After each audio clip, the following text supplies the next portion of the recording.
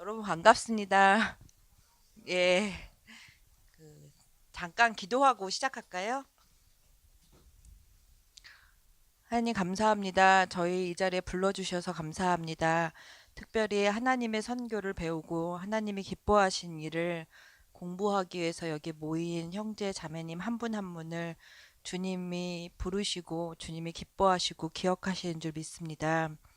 하나님 아버지, 오늘 하루 어떤 일상을 살고 오셨을지, 또 어떤 기대를 갖고 왔을지, 저는 잘 모르지만 하나님 이 시간을 통해서 우리 각 사람에게 필요한 가르침을 주시기를 간절히 소망합니다. 성령께서 가르쳐 주시고 지혜의 문을 열어 주셔서 하나님이 원하시는 것들 함께 나눌 수 있도록 좀 도와주시옵소서. 감사드리고 예수님의 이름으로 기도했습니다. 아멘.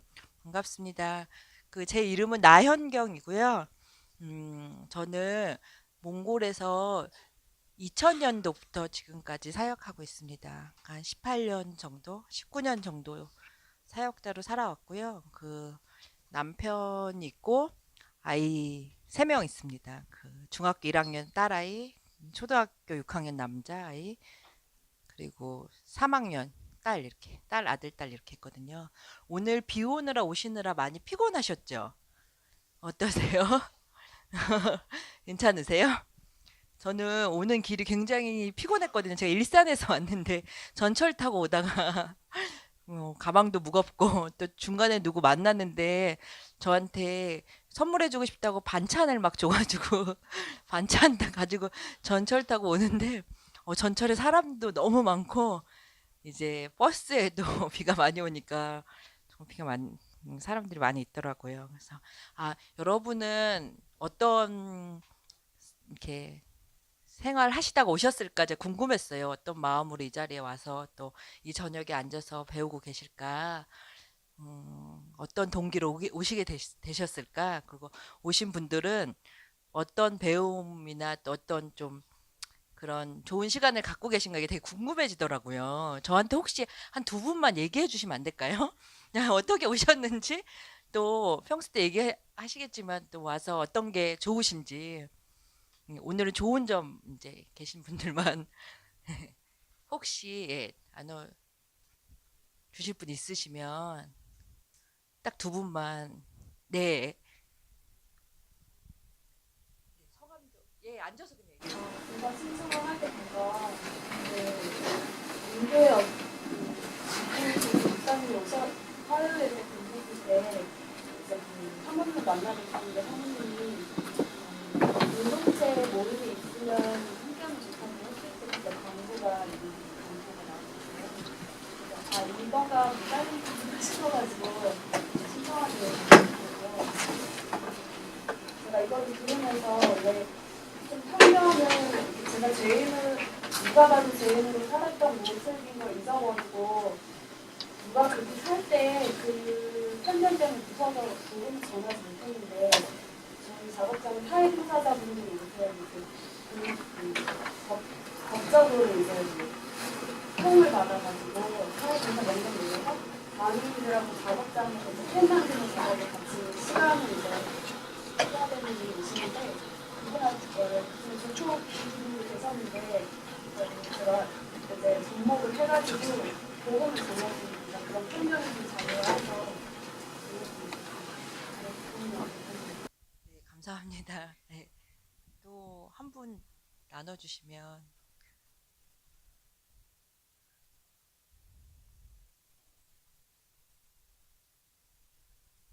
없으세요? 없으시면 저는 2002년도에 이 미션 퍼스펙티브스를 했거든요. 근데 이제 저는 원래 99년도에 처음 몽골에 단기 선교를 가게 됐고 거기서 몽골에 처음에는 단기로 선교사로 가야겠다. 그래서 이제 대학생들이랑 같이 팀이 돼서 몽골에 2000년도에 들어갔다가 1년 지나면서 내가 장기 선교사로 있어야 되겠다. 그래서 이제 원래 파송받고 나갔었는데 2년 안에 SOFM이라고 선교사 훈련 과정을 해야 된다고 그 안에서 이제 MP 과정이 있어서 제가 이제 미션 퍼스펙티브스 과정 배웠는데요. 저희는 이제 숙박하면서 그때 이제 3개월 동안 그 선교사 훈련 과정 안에 있었으니까 이렇게 이 과정을 배우면서 강사님들 오면서 이렇게 배웠던 기억이 나요. 근데 사실은 이제 숙제가 너무 많고 제가 당시 연애 중이어가지고 굉장히 집중이 안 되더라고요. 이게 공부를 해야 되는데 그리고 이제 저희 남편이 몽골 사람이거든요. 저희 이제 몽골에서 만나가지고 제가 이제 문화적 관점으로 하면 더 좋았을 텐데 저희 남편이 이제 저랑 동갑인데 나이도 동갑이고 예수님 잘 믿고 또 이제 저희 YM 리더고 사실은 세계관 이렇게 연애할 때는 세계관이나 이런 게 나랑 되게 잘 맞는구나 이렇게 생각해서 결혼을 했는데 결혼해서 살다 보니까 제가 이제 가끔 그런 말 하거든요. 남편 몽골은 90년도에 이제 공산주의가 무너지고 민주화된 나라니까요. 저희 남편이 한 20살 때까지 공산 국가에서 살았던 거예요. 그래서 무슨 얘기하다가 어떻게 하다 빨갱이를 만났냐 내가 막 이렇게 내가 난 초등학교 때 반공 글짓기를 쓰면서 자랐는데 어떻게 하다 이런 빨갱이를 만나가지고 내가 이렇게 그런 제 얘기를 막 스스로 없이 하면서 이렇게 살아오고 있는데요.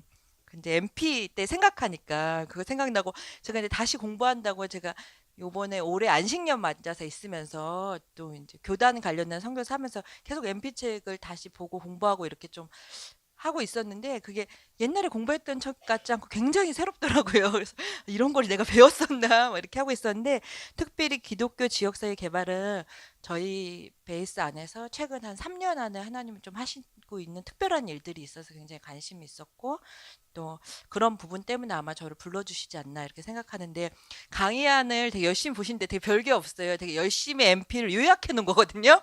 혹시 책 열심히 오늘 못 읽은 분들 계세요? 숙제 다 해오셨어요?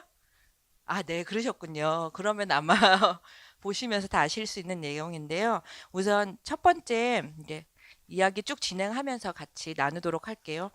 그 이 책에서 보면은 기독교의 지역사회 개발 그래서 이제 9가지로 이제 챕터가 나눠지고 각각의 이제 주제들에 대해서 얘기하는데요. 제가 읽으면서 좀 중요하다고 생각하는 부분들 이제 이렇게 요약해놨는데 그 이쪽에 보면 궁핍한 세상 이렇게 나오잖아요. 그래서 그 마태복음 25장 31절에서 40절 말씀 누가 한 분 좀 읽어주실래요? 마태복음 25장 31절에서 40절 말씀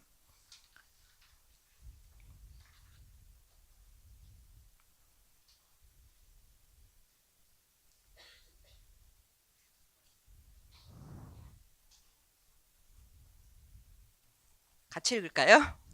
네, 같이 마태복음 25장 31절에 40절 말씀 같이 읽도록 하겠습니다. 시작.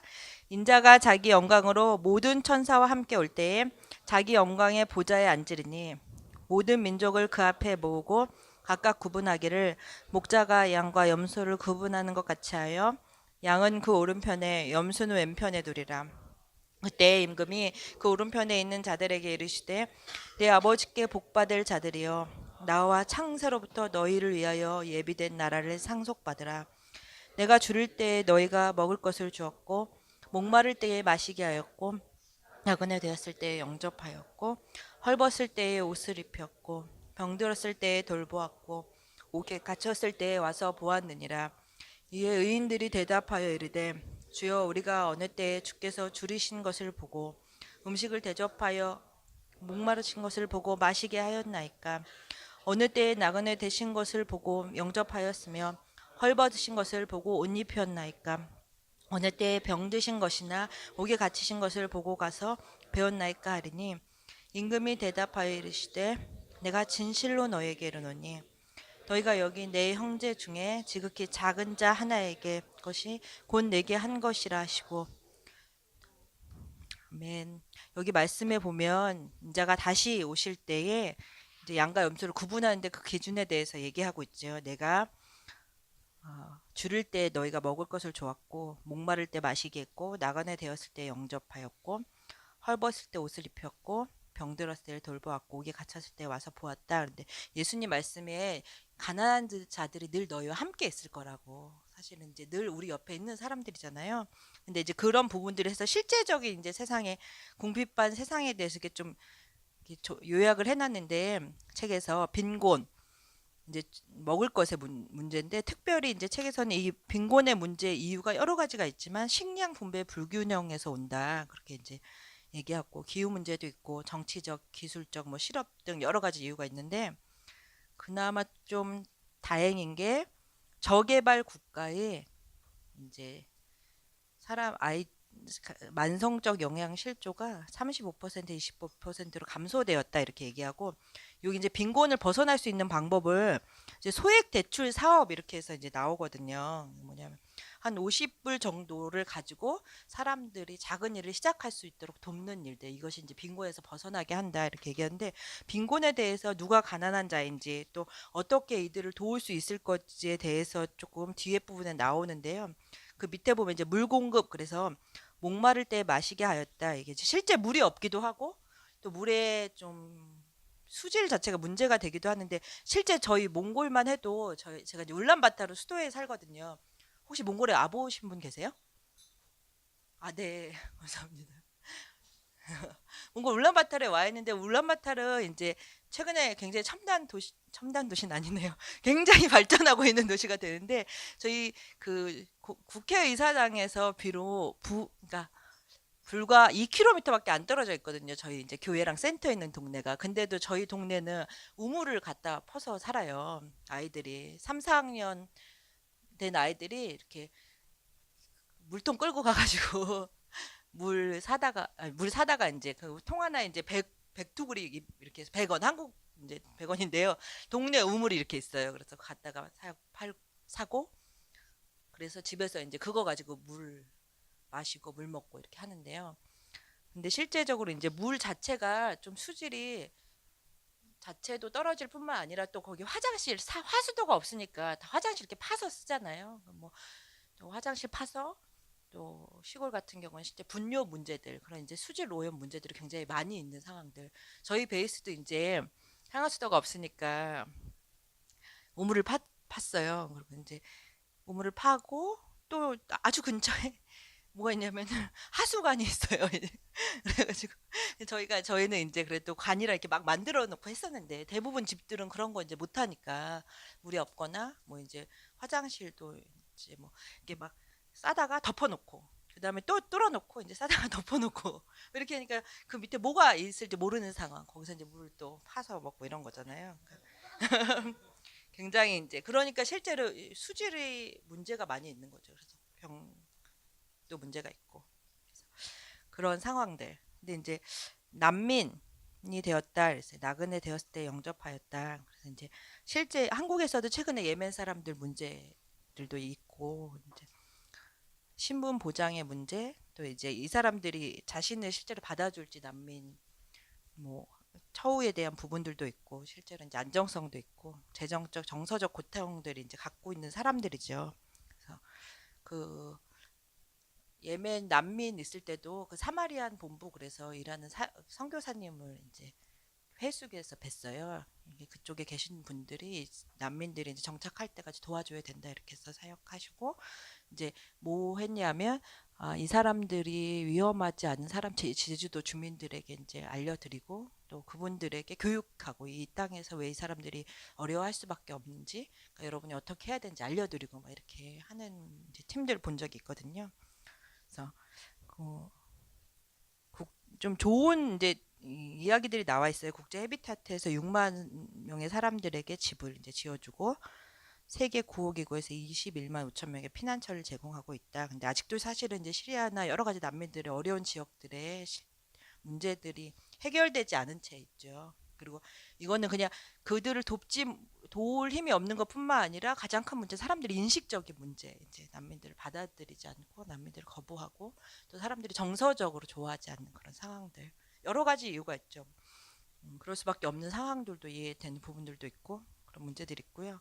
여기서 이제 재난이다 그런데, 인재도 그렇고, 최근에는 이제 자연재해, 가뭄, 홍수, 지진 이런 것 때문에, 그 올해 네팔에서 선교하시다가 지진이 나서 이제 어려움을 당했던 선교사님을 뵀어요. 근데 이제 같이 어떤 이제 선교사님 사모님도 위로하는 모임에 있었는데, 그때 상황들 이렇게 얘기하시는데, 그 자기가 함께 있었던 교인들이 그냥 이렇게 막 주변에서 지진 때문에 돌에 막 쳐서 그냥 죽는 상황. 그냥 갑자기 이제 뭐 가까이 있는 사람들이 없는 막 이렇게 이루 말할 수 없는 고통들을 이렇게 경험하시고 얘기하시고 그러시더라고요. 뭐 그래서 굉장히 큰 이제 아픔 가운데 이제 살아계신 분도 그러시고 또 그 중에 누군가는 다 그렇게 가족을 잃고 막 이런 정말 자기가 갑자기 어떻게 할 수 없는 상황에서 막 위기가 닥쳐온 상황들 그 현실적으로 굉장히 큰 어려움들이 이제 있는데 특별히 정서적으로 굉장히 큰 어려움을 겪고 있는 그런 있는데 제가 아는 이제 교회 중에 이제 감자탕 교회라고 서울 광염교회가 이 긴급 구호를 굉장히 잘하세요. 기자들보다 더 빨리 들어가서 이제 해외든 국내든 들어가서 하나님 당신 사랑하신다는 그 한국 교회가 여러분 사랑하신다는 이렇게 이거 하나 걸어놓고 계속 긴급 구호를 하는데 교회의 구조가 어떻게 됐냐면 사역자들이 이 긴급 구호가 긴급한 상황이 일어났을 때는 선지출 후 보고예요.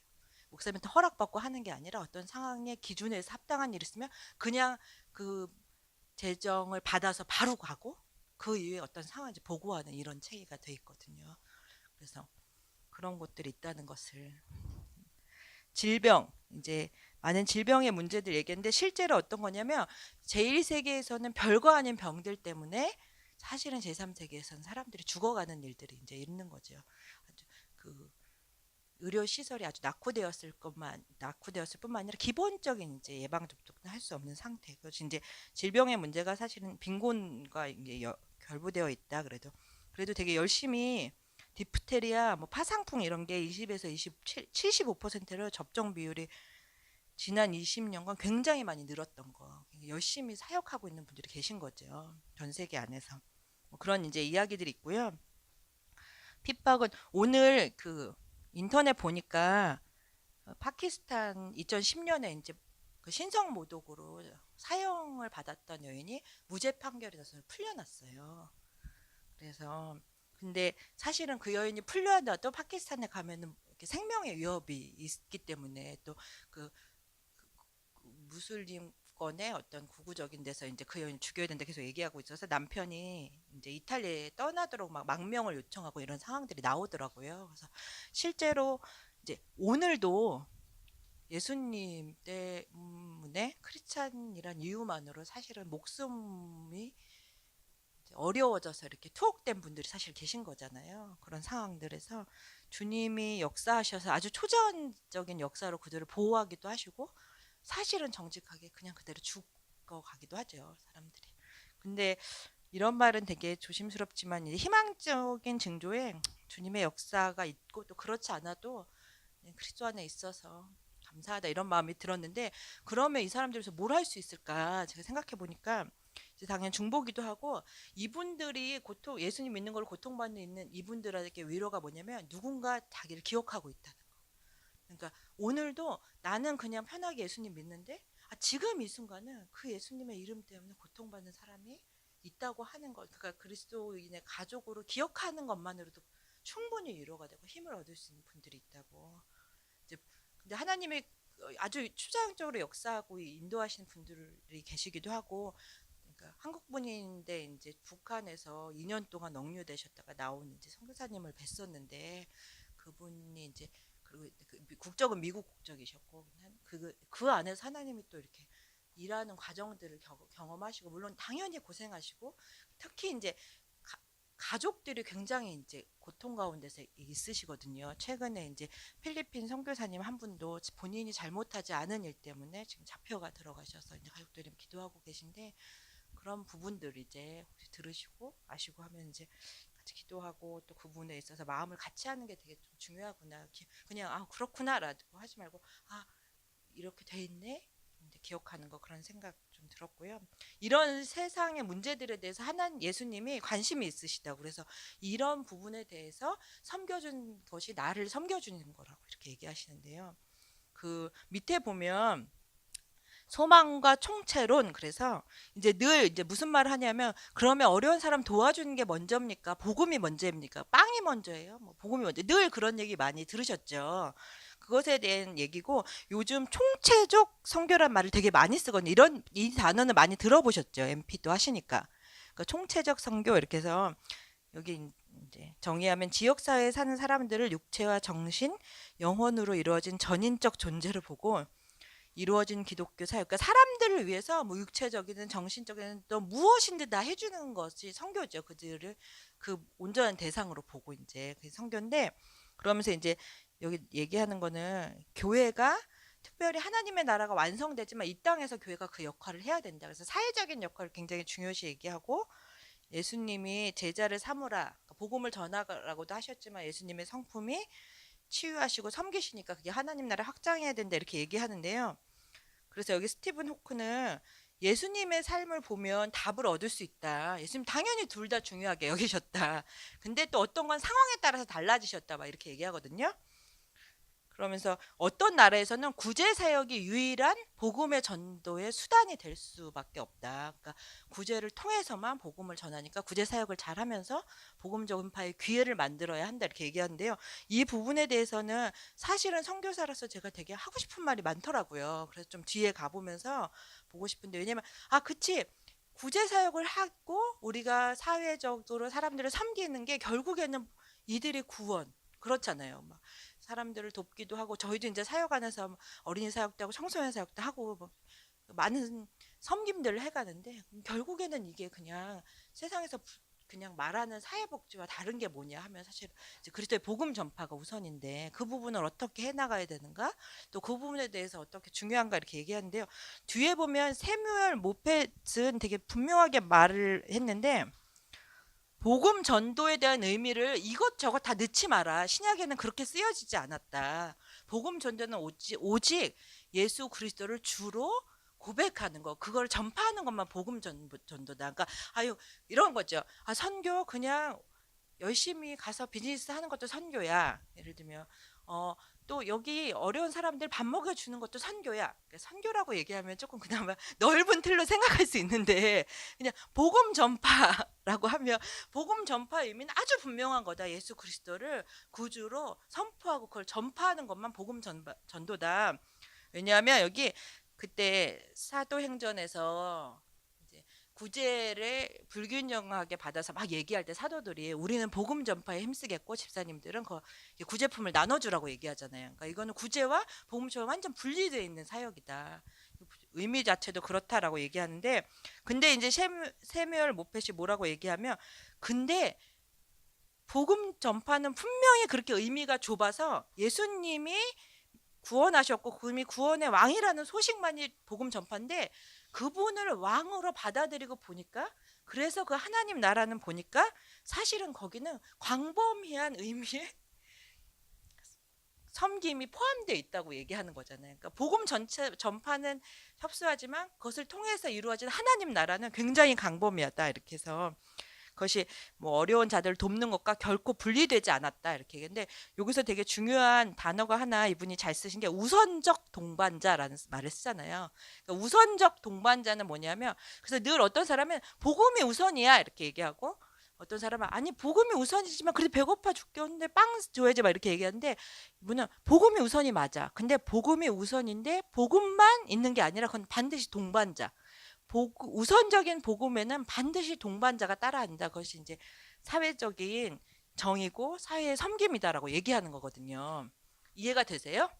예, 근데 이 말이 왜 중요하냐고 이 세뮤얼 모펫이 이 책에서 얘기했냐면, 그래 복음 전도도 중요해, 사회 정의도 중요해, 같이 가야지 이렇게 해서 애매한 그 휴전선을 만들지 말고 더 적극적으로 복음 전파의 의미를 규정하면 사회를 향한 그 구제 사역이나 지역 사회 배경 이것도 같이 따라올 수 있다고 얘기하는 거거든요. 십자가가 하나님께 대한 사랑, 그리고 그 사랑으로 이웃을 사랑하는 게 완전이지만 우선적으로 하나님 사랑이다 이렇게 얘기하면서, 근데 그 우선적인 것에는 반드시 이웃 사랑이 따라온다. 잘 생각해 보면 하나님 사랑하고 이웃 사랑하고 뭘 우선적 동반자란 이런 말을 씁니다. 그 3번에 보면 요까지 얘기하고 좀 궁핍한 세상에 대한 적금, 그래서 여기 보면 구조적으로는 경제 성장, 정치적 해방 이렇게 얘기하는데, 외부적인 지원 이렇게 얘기하는데요. IMF 뭐 또 소액 자본도 얘기하고 실제 경제적 사회 도움을 줄 수 있는 거, 정치적 해방 이런 게 있는데 실제로 이제 제가 선교사라서 제가 알 수 있는 범위가 구제랑 변혁적 개발 이거 두 개밖에 없거든요. 그래서 이 구제는 뭐냐면 긴급한 필요를 채우는데 일시적인 도움을 주는 거. 그러니까 어려운 사람들 이렇게 도와주는 거, 옷 주고 밥 주고 막 이런 게 구제잖아요. 우리가 주로 아는 구제사요. 이게 선교에 필요하다. 근데 장기적으로는 그냥 도움을 주는 게 아니라 이 사람들이 왜 배고픈지 원인을 해결해서 이것이 스스로 해결되도록 도와야 된다는 의미인데요. 여기서 라이스 크리스찬이라는 단어가 사용됐거든요. 이게 뭐냐면 밥 먹으려고 그냥 크리스찬인 척 하는 거. 이제 구제 사역의 맹점이 뭐냐면 밥 먹으려고 사람들이 크리스찬인 척 한다는 거예요. 여러분은 어떻게 생각해요? 어떻게 될까 그러면? 저희 몽골에는 제가 처음에 이제 시골에 사역하러 갔는데 어떤 아저씨가 이렇게 모임할 때 오세요. 되게 열심히 막 모여요. 그 처음에는 어머 저분은 이렇게 되게 은혜가 많으신가 보다. 저 가고 또 때로 이제 단기팀들이 와서 막 또 구제품 나눠주고 기도할 때 막 되게 열심히 와서 막 기도하거든요. 그리고 이제 집에 갔어요. 그리고 이제 또 때가 이제 또 가잖아요. 되게 열심히 와요. 근데 제가 어느 날 가만히 보다 보니까 진짜로 사람들이 오면 예배하면서 눈물까지 흘렸는데 탁 뒤돌아서 비웃고 있는 그 사람의 모습을 본 거예요. 그러니까 뭐냐면 사람들이 와서 내가 예배 드리면서 막 눈물을 흘리면 뭘 더 많이 준다는 걸 이미 알고 있어요. 그렇기 때문에 팀들이 오면 연극하는 거죠. 이렇게 해서 막 열심히 연극하고 가면 이렇게 싹 변하고 나중에 그 아저씨가 이제 땅도 막 해먹고 그랬었거든요. 그런 이제 크리스찬들 어떻게 할 거냐 그러면 실제적으로 그런 사람들이 있는데 그리고 구제가 도대체 의미가 있는 거냐 이런 의문이 들 때가 있거든요. 저희 동네 교회에 어떤 할머니가 계셨어요. 근데 그 할머니가 동네에 이렇게 쓰레기를 주스러 다니세요. 그리고 이제 교회도 오시거든요. 교회도 오시는데 앉아 계세요. 이렇게 막 예배도 드리고 가시고 또 이제 쓰레기 주스러 열심히 다니시고 그런데 늘 교회만 오면 할머니가 저희가 있을 때는 안 그런데 교회에 이제 청년들만 있고 그러면 꼭 와서 뭘 다 뺏어 가세요. 나 달라고 이거 줘야 된다고 막 요구하셔가지고 그 이제 어느 날은 막 아이들 유아부 쓰려고 이제 장난감 막 뒤에 놓으면은 막 야단쳐가지고 이거 달라 그랬죠. 다 긁어가시고 그 할머니는 와서 예배드리지만 사실은 예수님이나 진료에 관심 없으시거든요. 그냥 뭐 더 받으려고 오시는 거고 그런 것들 이제 특별히 제가 보니까 몽골은 공산주의 국가였잖아요. 그러니까 한국의 많은 선교사님들이 이제 어떤 거냐면 이 사람들 열심히 도와주면 이제 한국에는 옛날 전래동화 같은 걸 보면 이게 은혜를 받으면 은혜를 갚는 일들이 되게 많이 나와요. 근데 지나가는 까치도 막 은혜를 갚고 뭐 구렁이도 갚고 다 은혜를 갚잖아요. 그러니까 우리는 누군가가 나를 도와줬어. 나에게 무엇을 잘해주면 반드시 은혜를 갚아야지. 은혜를 갚지 않는 건 사람도 아니다. 이런 인식이 있습니다. 그렇지 않나요? 어떻게 저 인간이 내가 어떻게 그럴 때 굉장히 분노하죠. 저거 인간도 아닌 거 뭐 이렇게 생각하잖아요. 그러니까 이제 마치 선교사로서 그런 것 같아요. 이 사람한테 내가 잘해주면 물론 선생님들 있죠. 얘한테 잘해서 내가 나중에 나한테 은혜를 갚아야 된다고 생각하지 않으시지만 어떻게 생각하냐면 내가 잘해줬으니까 얘는 예수님을 잘 믿어야 된다고 생각하시는 거예요. 내가 이렇게 애써줬고 이렇게 얘를 위해서 노력하고 있는데 왜 믿음이 자라지 않냐 이렇게 얘기하시는 분들이 많아요. 교회에 많은 청년들이 이렇게 같이 있거든요. 진짜로 내가 뭣도 해주고 뭣도 얘를 위해서 이것도 했는데 어떻게 얘가 이렇게 그러니까 이런 신앙을 배반할 수 있는 이것 때문에 굉장히 고통스러우신 분들이 많거든요. 그러니까 그 친구가 선생님이 애써서 이렇게 보살펴주고 도와주고 그래서 뭐 나중에 막 돈 잘 벌어다 나한테 잘해주겠지 이런 걸 기대하신 건 아니에요. 어떻게 보면은 당연할 수 있죠. 예수님을 잘 믿기를 원하시는 건데 이게 보면 몽골은 이제 기반적으로 요즘 젊은이들은 또 달라요. 근데 저희 남편이 이제 43살이란 말이에요. 근데 남편의 친구들이나 그 선만 봐도 어떤 공산주의는 뭐냐면 부르주아 거를 갖다가 이렇게 나눠서 쓴단 말이에요.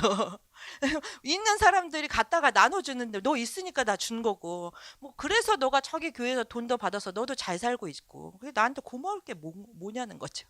어차피 당신이 날 이용해서 거기 한국 교회에서 돈도 받고 나 괜찮게 살고 있고 그러니까 뭐냐면 은혜로 나에게 무엇을 해줄 거란 개념도 없고 그런 것도 없고 그런 부분에 대해서 당연하게 여기는 거죠.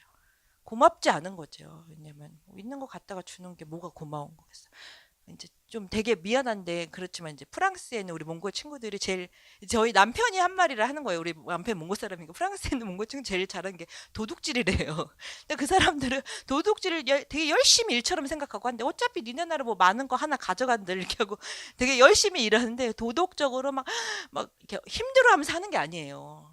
양심의 가치 하나도 없는 거죠. 그냥 뭐 너네 보니까 집안에 이렇게 쌓여 있는 거 내가 뭐 하나 가져와서 우리 집에 좀 두고 살고 열심히 나도 나름대로 열심히 일한다는 거예요. 왜냐면 열심히 도둑질하러 일하니까. 그런 세계관을 갖고 있는 사람들이죠. 그럼 어떻게, 그럼 구제를 해야 되나 말아야 되나. 이런 생각하게 되잖아요. 근데 제가 이제 그 다음번에 넘어가서 좀 얘기하고 싶은데 그 다음에 사가 기독교적 지역 사회 개발에 안드레스 구즈먼과 안젤리카 구즈먼 선교사의 삶이 나오고 그 중간에 뭐라고 하냐면 라이스 크리스찬에 대한 해답을 얻었다 이렇게 나와요. 본문에 보셔서 아시죠?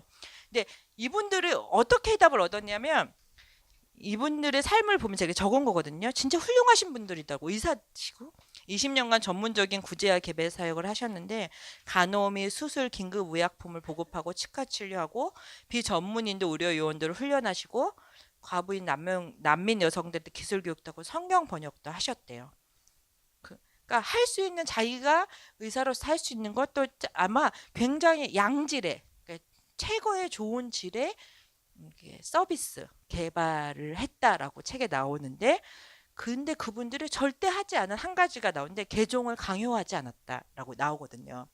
그러니까 모든 걸 다 해주지만 성경, 기독교 서적을 주거나 예수영을 보여주지 않았다. 요까지 이렇게 얘기하는데 그 구제 사역 그래서 제가 아까 그 쓰레기 할머니 얘기했잖아요. 맨날 뭐 가져가고 제가 되게 속이 상했거든요. 왜냐면 제가 저희 교회에 오는 애들 잘 놀게 해달라고 누가 나한테 준 되게 좋은 장난감들 모아가지고 교회에다 갖다 놨는데 어느 날 가니까 뭐 없어지고 그래서 왜 그랬을까 할머니가 달라고 그랬는데 그 주면 어떻게 했더니 자꾸 와서 야단치니까 어쩔 수 없이 줬다고 이제 그러고 보니까 내가 속상하고 막 이래가지고 근데 할머니 집에 이렇게 갔어요. 할머니가 딱 요거보다 좀 더 큰 공간에 사세요. 이렇게 갔는데 이게 말 못하는 남편이 있으세요. 그리고 딸이 있는데 자식이 2명 있어요. 근데 남편은 없어요. 딸이 같이 살고 거기에 아들 2명이 살아요. 근데 아들은 일이 없어요. 그러니까 요 공간 안에 일하는 사람이 할머니 1명이에요. 그리고 근데 이제 이게 되게 놀라울 것 같아요. 이런 공간에 가족이 이제 다 큰 할머니니까 자식들이 딸이 이제 20대 중반 오빠들은 뭐 30대 초반인데 멀쩡한 이제 남자 어른들이 일도 안 하고 이렇게 있고 그 딸 있고 딸의 자식 2명 있고 할아버지 안 보이고 있고 이렇게 산단 말이에요. 그리고 아무도 일하지 않아요. 그리고 뭐 일이 있는지 없는지 이러고 남편도 없이 딸은 2아이를 낳고 있고 이제 이런 할머니가 그 가족을 위해서 먹여 살리셔야 되잖아요. 이제 할머니가 살 수밖에 없었던 방법 그리고 그 할머니가 애타게 막 그렇게 해서라도 자기 식구들을 먹여 살리시면서 살고 계신 거예요. 그 할머니가 사는 삶 너무나 당연하고 너무나 무례하다고 생각했던 그 할머니의 삶인데 그 삶을 이렇게 깊숙이 들여다보면 그렇게 살 수밖에 없는 그 사람들의 어떤 사정을 보게 된 거예요. 그냥 막 달라고 요구하고 그러다가 이제 암 걸려서 돌아가셨거든요. 근데 이제 그 딸이 이렇게 있어요. 어느 날 이렇게 가서 그 딸을 봤는데 근데 어느 날 너무 이상한 거예요. 사실 이제 이건 되게 놀라운데 우리 몽골 동네에는 그런 사람들이 많거든요. 남편이 없는데 애가 많고 혼자 있고 근데 한겨울인데 땔감이 없고 영하 30도 40도인데 먹을 게 없고 이런 집들 그러니까 뭐라도 떼야 되고 막 근데 그 할머니를 보면서 또 저희 남편이 공산주의가 무너지면서 정말로 먹을 게 없었다고 그때 제가 20년도에 몽골에 갔을 때 되게 예쁘장하게 자매들이 귀에 껌을 붙여놔요. 그게 뭔 짓이냐, 이게 껌을 씹다 말고 귀에다 붙여야 되는 거야. 나중에 씹으려고. 내가 아우 더럽게, 그럼 딴 데 붙여. 지금 누가 먹는다는 거예요. 자기 귀에다 붙여놓고 근데 나중에 이거 귀에다 붙여놓은 껌을 이제 내가 다른 종이에다 붙였고, 다른 사람 먹을까 봐 그렇게 못하고 자기 귀에다 붙였고. 그게 불과 18년 전에. 근데 그냥 20대 그곳에서 평범한 자매들이었단 말이에요. 근데 이제 남편이 얘기하는 거, 자기도 배고파서 교회에 왔다. 그냥 뭐 먹을 거 준다니까 오다 보니까 예수님 만났다, 이렇게 얘기하는 거죠. 라이스 크리처를 해결할 수 있는 방법이 무엇일까 이렇게 보고, 저희 동네를 보면서 제가 구제라는 걸 볼 때, 아, 구제는 사람들에게 그리스도인이 되도록 요구하지 않고, 그리스도인이 그냥 그분의 긍휼함 때문에 하는 거지, 그 어떤 조건도 붙이지 않는 거. 그러니까 뭐 아무것도 원하지 않는 거예요. 그냥 주는 거예요. 그냥 주는 거예요. 왜냐하면 그들에게 그게 절실히 필요하기 때문에. 그래서 그렇게 받아 묻다가 맨날 절에 다니더라도. 그래서 예수님, 왜냐면 그것이 하나님이 이 땅의 악인들에게도 동일하게 비를 주신 하나님 은혜시고, 그게 하나님 마음이구나. 그래서 이 안드레스 구즈먼과 안젤리카 구즈먼 선교사가 뭐라고 했냐면, 개종을 강요하지 않았다. 근데 굉장히 아이러니한 건 뭐냐면, 그래서 저희도 구제 사역할 때 교회 오란 말을 절대로 하지 말라 그랬거든요. 네 그거 빵 하나 주면서 네 주일날 교회 오세요. 그 사람들이 어떻게 느끼냐. 이거 받았으니까 교회 가야지. 정말 죄송한데요. 단기팀들 와가지고 그 뭐 하나 주면서 처음 본 사람들이 알지도 못하면서 너가 이러네, 이렇게 살아라, 저렇게 살아라, 교회를 열심히 다뤄라. 그들이 느끼는 감정이 어떨까? 아, 뭘 받으니까 네네 이렇게 얘기하죠. 감사하다고 얘기하죠. 근데 정말 그때, 그러면서 제가 한 가지 굉장히 아이러니한 얘기인데, 이 뒤에 이제 복음이 굉장히 중요하다고 얘기하잖아요. 근데 구제 사역에 있어서 오히려 철저히 그러니까 복음을 배제한다는 건 어떤 의미냐면, 종교를 강요하지 않는 건 사실은 가장 확실한 복음 전파의 도구가 돼요. 걱정하지 마. 너희한테 교회에 오라고 너희 뭐 바꾸라 그러는 거 아니야. 그냥, 왜냐하면 제가 이제 그게 이제 복음이라는 단어 뭐냐. 근데 그게 가장 확실한 복음이었던 거예요. 뭐냐면 조건 없이 그냥 사랑하는 거. 그냥 예수님이 우리 위해서 자신을 주셨더니 그냥 아무 조건 없이 내어주는 거. 근데 이제 나중에 또 근데 사실은 이게 그래서 막 퍼주라 이런 얘기가 아니거든요. 이제 그래서 저희는 구제 사역을 할 때 한 가정마다 다니면서 이거 하나 주는 것도 기도하고 고민하고 의논하고 줘요. 그냥 이 사람 없네? 갔다가 주는 게 아니라, 이걸 언제 줘야 되지? 주는 게 맞나? 어떻게 해야 되나? 그거를 이 전체 대상을 놓고 하는 게 아니라 각 한 사람 한 사람한테 이걸 줄 때가 된 건가? 아니면 조금 기다려야 되나? 특히 저는 어떻게 하냐면, 몽골 사람들한테 저는, 제가 이제 이런 말인데, 저는 되게 가난한 집 딸이거든요. 저희 이제 흑수저죠. 네. 그리고 이게 변하질 않아요. 우리 집은 보니까 우리 엄마가 되게 노력하고 우리 동생이 노력해도 여전히 월세 살고 변하지 않고 힘드시고 막 이런, 우리 엄마 노인 요양 보호사 이제 하시면서 막 계시거든요. 근데 제가 몽골에 간 순간 난 한국 사람이라서 그 사람들은 제가 뭐냐면 돈으로 보여요. 제가 이렇게 걸어 다니는 그래가지고 제가 막 복음을 전하고 막 얘기를 나눴어요. 근데 어느 날 저한테서, 나 처음 봤잖아요. 옷 하나 갖다 달라는 거예요. 무슨 소리냐 또. 우리 가다가 또 자기 가방 필요하다고 와서 막 얘기하고. 제가 근데 처음엔 너무 어려웠는데 나중에 그들 삶을 보니까 이해하기 시작했고, 근데 한 가지 절대 안 하는 건, 저는 절대 주지 않아요. 나한텐 아무리 얘기해봐도 내가 줄 수 있는 게 없다. 그리고 제가 함께하는 한국 사람들이랑 저는 갈 때도 진짜 미안한데, 몽골 그런 문화 아닌데도 저는 빈손으로 가요. 맨날 얻어먹고 다니거든요. 왜냐 나는 줄 수 있는 게 아무것도 없다. 대신 구제 사역을 할 때는 철저히 현지 사역자들이 계속 정보를 가지고 완전한 관계 안에서 하도록 해요. 공식적인 루트를 통해서. 그렇지 않고 그냥 하지 않는다.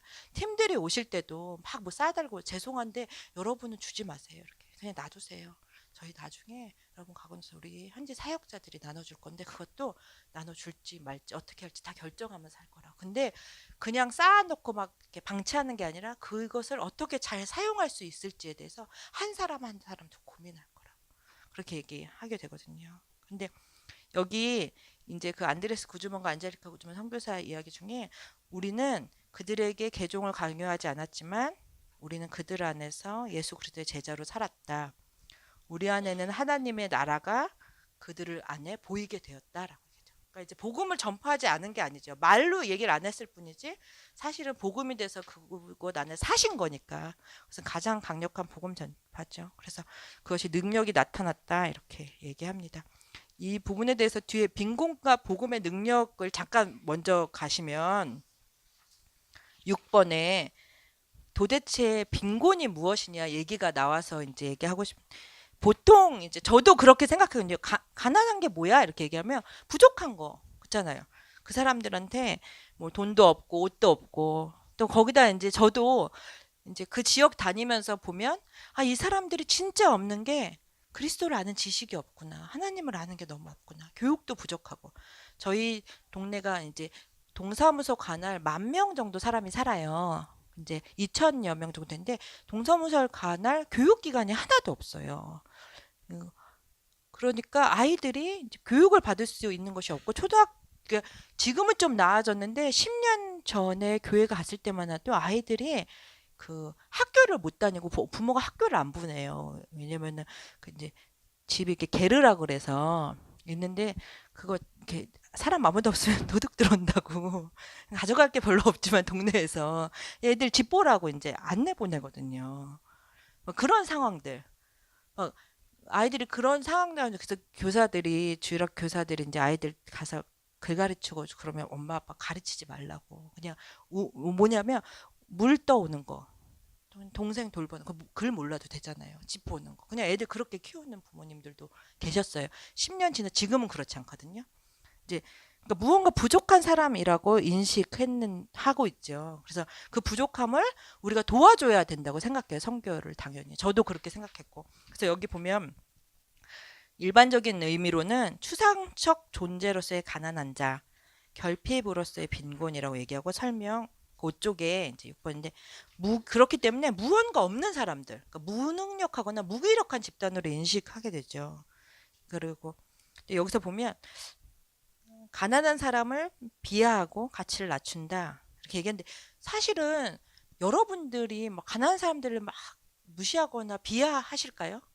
제가 선교사인데 그래도 저는 정말로 우리 동네 사람들 사랑하거든요. 진짜예요. 저희 동네 아줌마들 저 되게 아줌마들은 친하단 말이에요. 저는 사실 제가 안식년 중인데 이 공부하기 전까지 전 나름대로 뭐가 있었냐면 저의 의로움이 있었어요.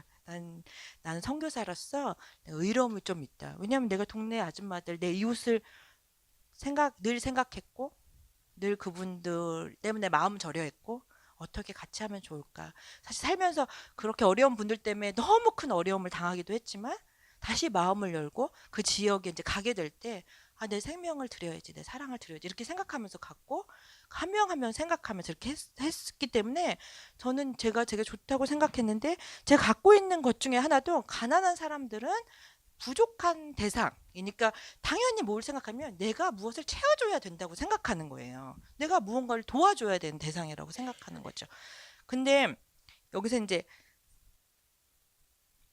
그러니까 사람들이 그러다 보니까 뭐가 가면 선교사가 이제 공급자가 되기 시작하고 그들에게 전능자가 되기 시작해요. 그러니까 어려운 사람이 많으면 많을수록 선교사가 그럼 뭐 해야 되냐면 되게 열심히 퍼다 날라야 되거든요. 한국에다 그 소식을 열심히 알려고 저들 도와줘야 되니까 실제 이따가 이제 2부 때 얘기하겠지만 동네 분들의 상황이 우리가 들으면 정말로 너무나도 끔찍하세요. 그러니까 어떻게 이 어려운 사람들 내가 돕는 자로 있어야 된다.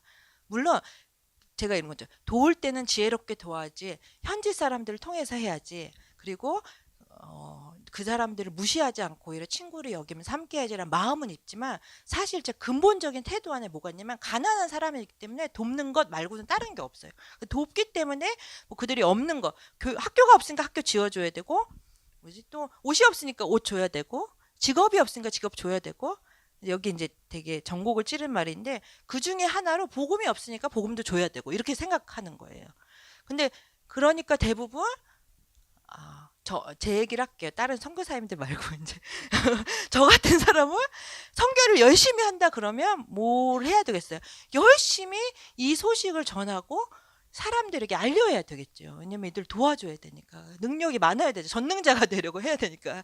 지금 할 일이 태산인 거예요. 학교도 지어야지. 못해. 지금 갑자기 생각해보면 너무 지금 나도 어떻게 살아야 되나 이러고 있는데 그러면 이제 후원을 어떻게 일으켜야 되나 뭘 해야 되지 내가? 내 자신을 어떻게 변화시켜야 되지? 어떻게 해서 매니지먼트를 해야 되지? 막 이런 생각을 하게. 그리고 거기에 근본적인 동기는 악한 게 절대로 아니었어요. 이분들 돕고 싶었다니까요. 그렇게 해서 제가 이렇게 안식년을 보내면서 이후에 방향을 설정하고 있을 때였어요.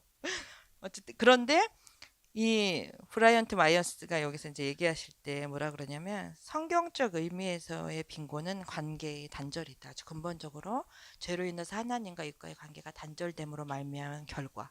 그러면 그렇게 보면 제일 먼저 찾아야 될 게 뭐냐면 하나님과의 관계를 회복하고 우리 서로의 관계를 회복하는 거. 그러니까 사랑의 관계라는 거죠. 그러니까 그게 도와주는 차원이 아니라 사랑하고 관계적인 것들을 얘기하고 이제 뒤에 이제 빈곤은 권력 남용이다. 그래서 결국에는 누군가의 죄 때문에 사실은 가난해진 게 사실이다. 그러니까 제가 몽골의 이 어려운 친구들 보면서 우리 이제 같이 사역하는 사회복지사 자매님이 이제 한국에 한번 와서 한국의 센터들을 다녔어요. 이제 그러면서 몽골에도 분명히 기금이 있을 거라는 거 정부니까. 근데 이게 도저히 이제 풀어지지 않는 재정들.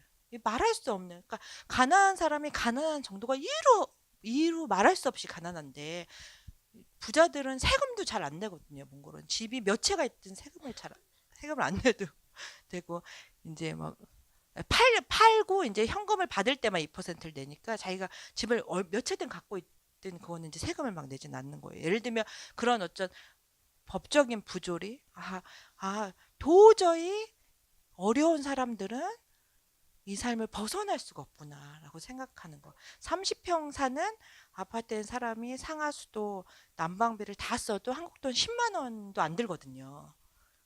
그러니까 뭐 영하 3, 40도의 난방을 다 이렇게 써도 중앙 난방이니까 10만 원은커녕 요즘은 한 7, 8만 원 정도 많으면 진짜 많이 물 막 쓰고 그런데 동네 우리 석탄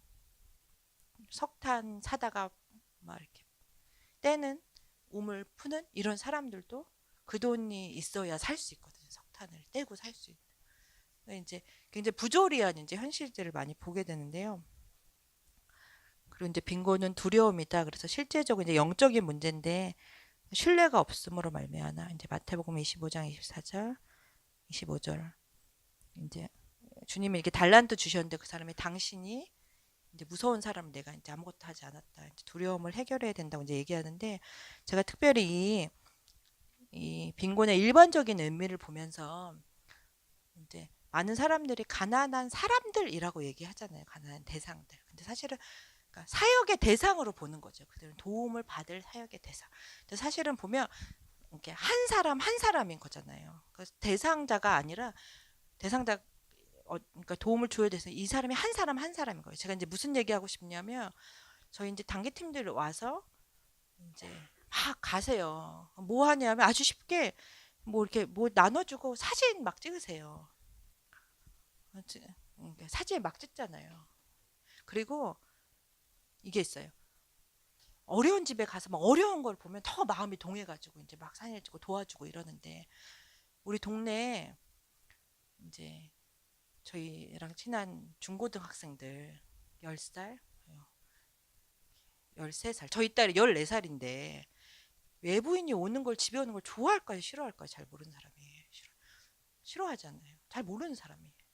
근데 만약에 말지도 못한 사람들이 오는데 뭘 주긴 좀 어려우니까 받긴 받는데 그래서 자기네들은 막 다 이렇게 막 사진 찍고 보고 어떤 느낌이 들까? 그 사람 그냥 대상이 아니라 사람이라고 생각하며 그냥 우리 딸 아니면 내 친구라고 생각하고 바꿔서 생각해 보면 굉장히 아주 무례한 짓을 많이 하는 거거든요. 말도 안 되는 짓을 하는 거죠. 함부로 하는 거죠. 저희는 팀들이 방문할 때 우리 늘 다니는 사역자가 전화를 해요. 이렇게 해서 이분들이 갈 건데 가도 되냐? 그럼 그분들 어떻게 하시는지 알아요? 집을 싹 치워놓고 제일 좋은 옷을 입고 계세요. 그분들한테 이분들이 그렇게 해서 맞이하고 싶은 거예요. 더군다나 요즘은 세상이 어떠냐면 몽골에 아무리 가난한 집도 텔레비전이 있어요. 텔레비전을 틀면 한국 드라마가 나와요. 아, 한국 사람들이 저렇게 사는구나 이걸 안단 말이에요. 그럼 뭐냐면 그 사람들이 우리를 보고 되게 가난하게 여기겠구나 이런 걸 알아요. 깊은 곳 안에는 수치심 같은 게 있죠. 그 이제 넉넉한 사람이 마음이 넓을까요? 아니면 여러분 저는 이제 돈이 없을 때 마음이 되게 쫄리거든요. 괜히 막 승질이 나요. 근데 조금 이제 여유가 생기면 마음이 굉장히 이제 좀 편해지고 애들한테 잘해주고 그러거든요. 여러분은 어떠세요? 그러면 우리가 선교 대상자로 하는 가난한 이웃들의 마음은 늘 어떻겠냐고. 사실 우리가 생각해오는 것보다 훨씬 더 예민하세요. 그러니까 훨씬 더 예민하고 민감한데 그 예민하고 민감한 그분들의 마음이 어떠실까를 생각을 못하고 그냥 도와준다는 이유로 막 이렇게 함부로 하는 것에 대해서 어떨까. 물론 너무 없으면 사람이 그것도 없어지잖아요. 왜냐면 당장 아예 굶고 있는데 당장 우리가 굶고 있는데 와서 도와주는 거 고맙지요. 근데 그렇다고 정말 괜찮은 걸까? 정말 괜찮지 않은 것 같아요. 그렇게 보면 아, 진짜 큰 잘못을 하고 있구나. 아주 단순한 사람이라고 생각하며 저 사람이 감정이 있고 생각이 있고 처지가 있는 사람이라고 우리가 그렇게 하면 안 되겠구나. 이런 거 여기서 얘기하는 거거든요, 이분이. 여러분이 갖고 있는 태도가. 근데 그것이 선교사나 그러니까 선교사 당연히 내가 도와줬으니까 너가 예수 당신이 날 도와준 거랑 내가 예수 믿는 거랑 무슨 상관이 있냐고요, 사실은. 그렇죠? 사실은 놓고 보면 그렇지 않습니까? 내가 뭐 도와달라 그랬어? 내가 뭐 해달라 그랬어? 뭐 좋아가지고 막 하고 그냥 도와주기만 해서 얼마나 많이 시켜 먹었겠어요. 그거 하면서 교회 사역자라고. 아, 죄송합니다. 그러면서 이제 그런 상황들을 보게 되는 거죠. 아, 진짜 개발하는 그 부분에 있어서 지역사회 개발? 아, 사실은 결국엔 한 사람 한 사람과의 관계라는 생각이 들었어요. 아, 그 한 사람은 한 사람과 어떻게 관계를 풀어가고 내가 이웃으로서 내가 어떻게 사랑하는 관계가 될 것인가? 어떻게 더 이해할 수 있을까? 어떻게 함께할 수 있을까? 이런 관계를 해결하는 부분들. 그러면서 여기 보면 이제 관계의 단절, 이렇게 개인적인 부분 안에서 도움을 줄 수 있는 거고, 권력 남용 여기 보면 이제 그 앞에 5가에 보면 변화와 소망의 선교지 도시, 그래서 특히 도시 빈민에 대해서 굉장히 중요하게 얘기하는데 여기 이런 말이 있거든요. 도시 빈민을 향한 선교의 중요성은 세계 인구 성장이 대도시에 집중됐다. 대도시가 대부분 인구가 있고 제2, 제3 도시도 인구가 거의 적다. 저희 몽골은 300만이거든요. 근데 울란바토르에 120만, 130만의 사람들이 있다고 해요. 이제 지금은 더 이상 주거지를 옮겨주지 않기 때문에 주소를 옮길 수 없으니까 150까지도 보는 사람들이 있어요. 근데 제2의 도시는 8만의 사람들이 있거든요. 그러니까 이게 뭐냐면 실제로 근데 몽골만 그럴 줄 알았더니 이 책에 보니까 세계 많은 도시들은 실제적으로 그렇다는 거예요. 근데 그 대도시의 특성이 대도시와 국가에 억압받는 악의 궁극적 피해자가 있다. 이게 이제 그 책에 나와 있는 거거든요. 악의 피해자가 거기에 실제로 있다. 거기에 하나님의 마음이 있으시다. 저희는 이제 제가 말한 것처럼 국회의사당에서 2km만 가면 있는 동네인데, 그러니까 거기 월드비전에서 와서 동사무소에 와서 도와주고 싶다고 그랬는데 처음에 이전 동장이 안 도와줘도 된다고. 왠지 아냐고. 우리 가난한 사람 없다고. 그러고 돌려보냈어요. 그러니까 월드비전에 들어오지 않는 거죠. 왜냐면 우리 괜찮은 데라고. 다 괜찮다고. 근데 저희가 거기 2005년도에 교회가 세워지고 이제 개척 이제 뭐 센터도 YM 센터도 같이 하면서 우리 전도하러 다녀야 되면서 보았던 실제 현장은 굉장히 끔찍했거든요. 어떻게 우리 간사님들도 되게 어렵게 살았는데 어떻게 이런 사람들이 살지? 나중에 보니까 시골에서 시골에서 이렇게 더 이상 살 수가 없어서 올라온 이주민들이 막 형성되어 있는 지역이었어요. 그러니까 잘 주소도 옮겨지지 않고 그냥 다 이렇게 어쨌든 도시에서 일하려고 막 왔던 사람들. 근데 실제 일도 얻지 못하고 굉장히 강박한.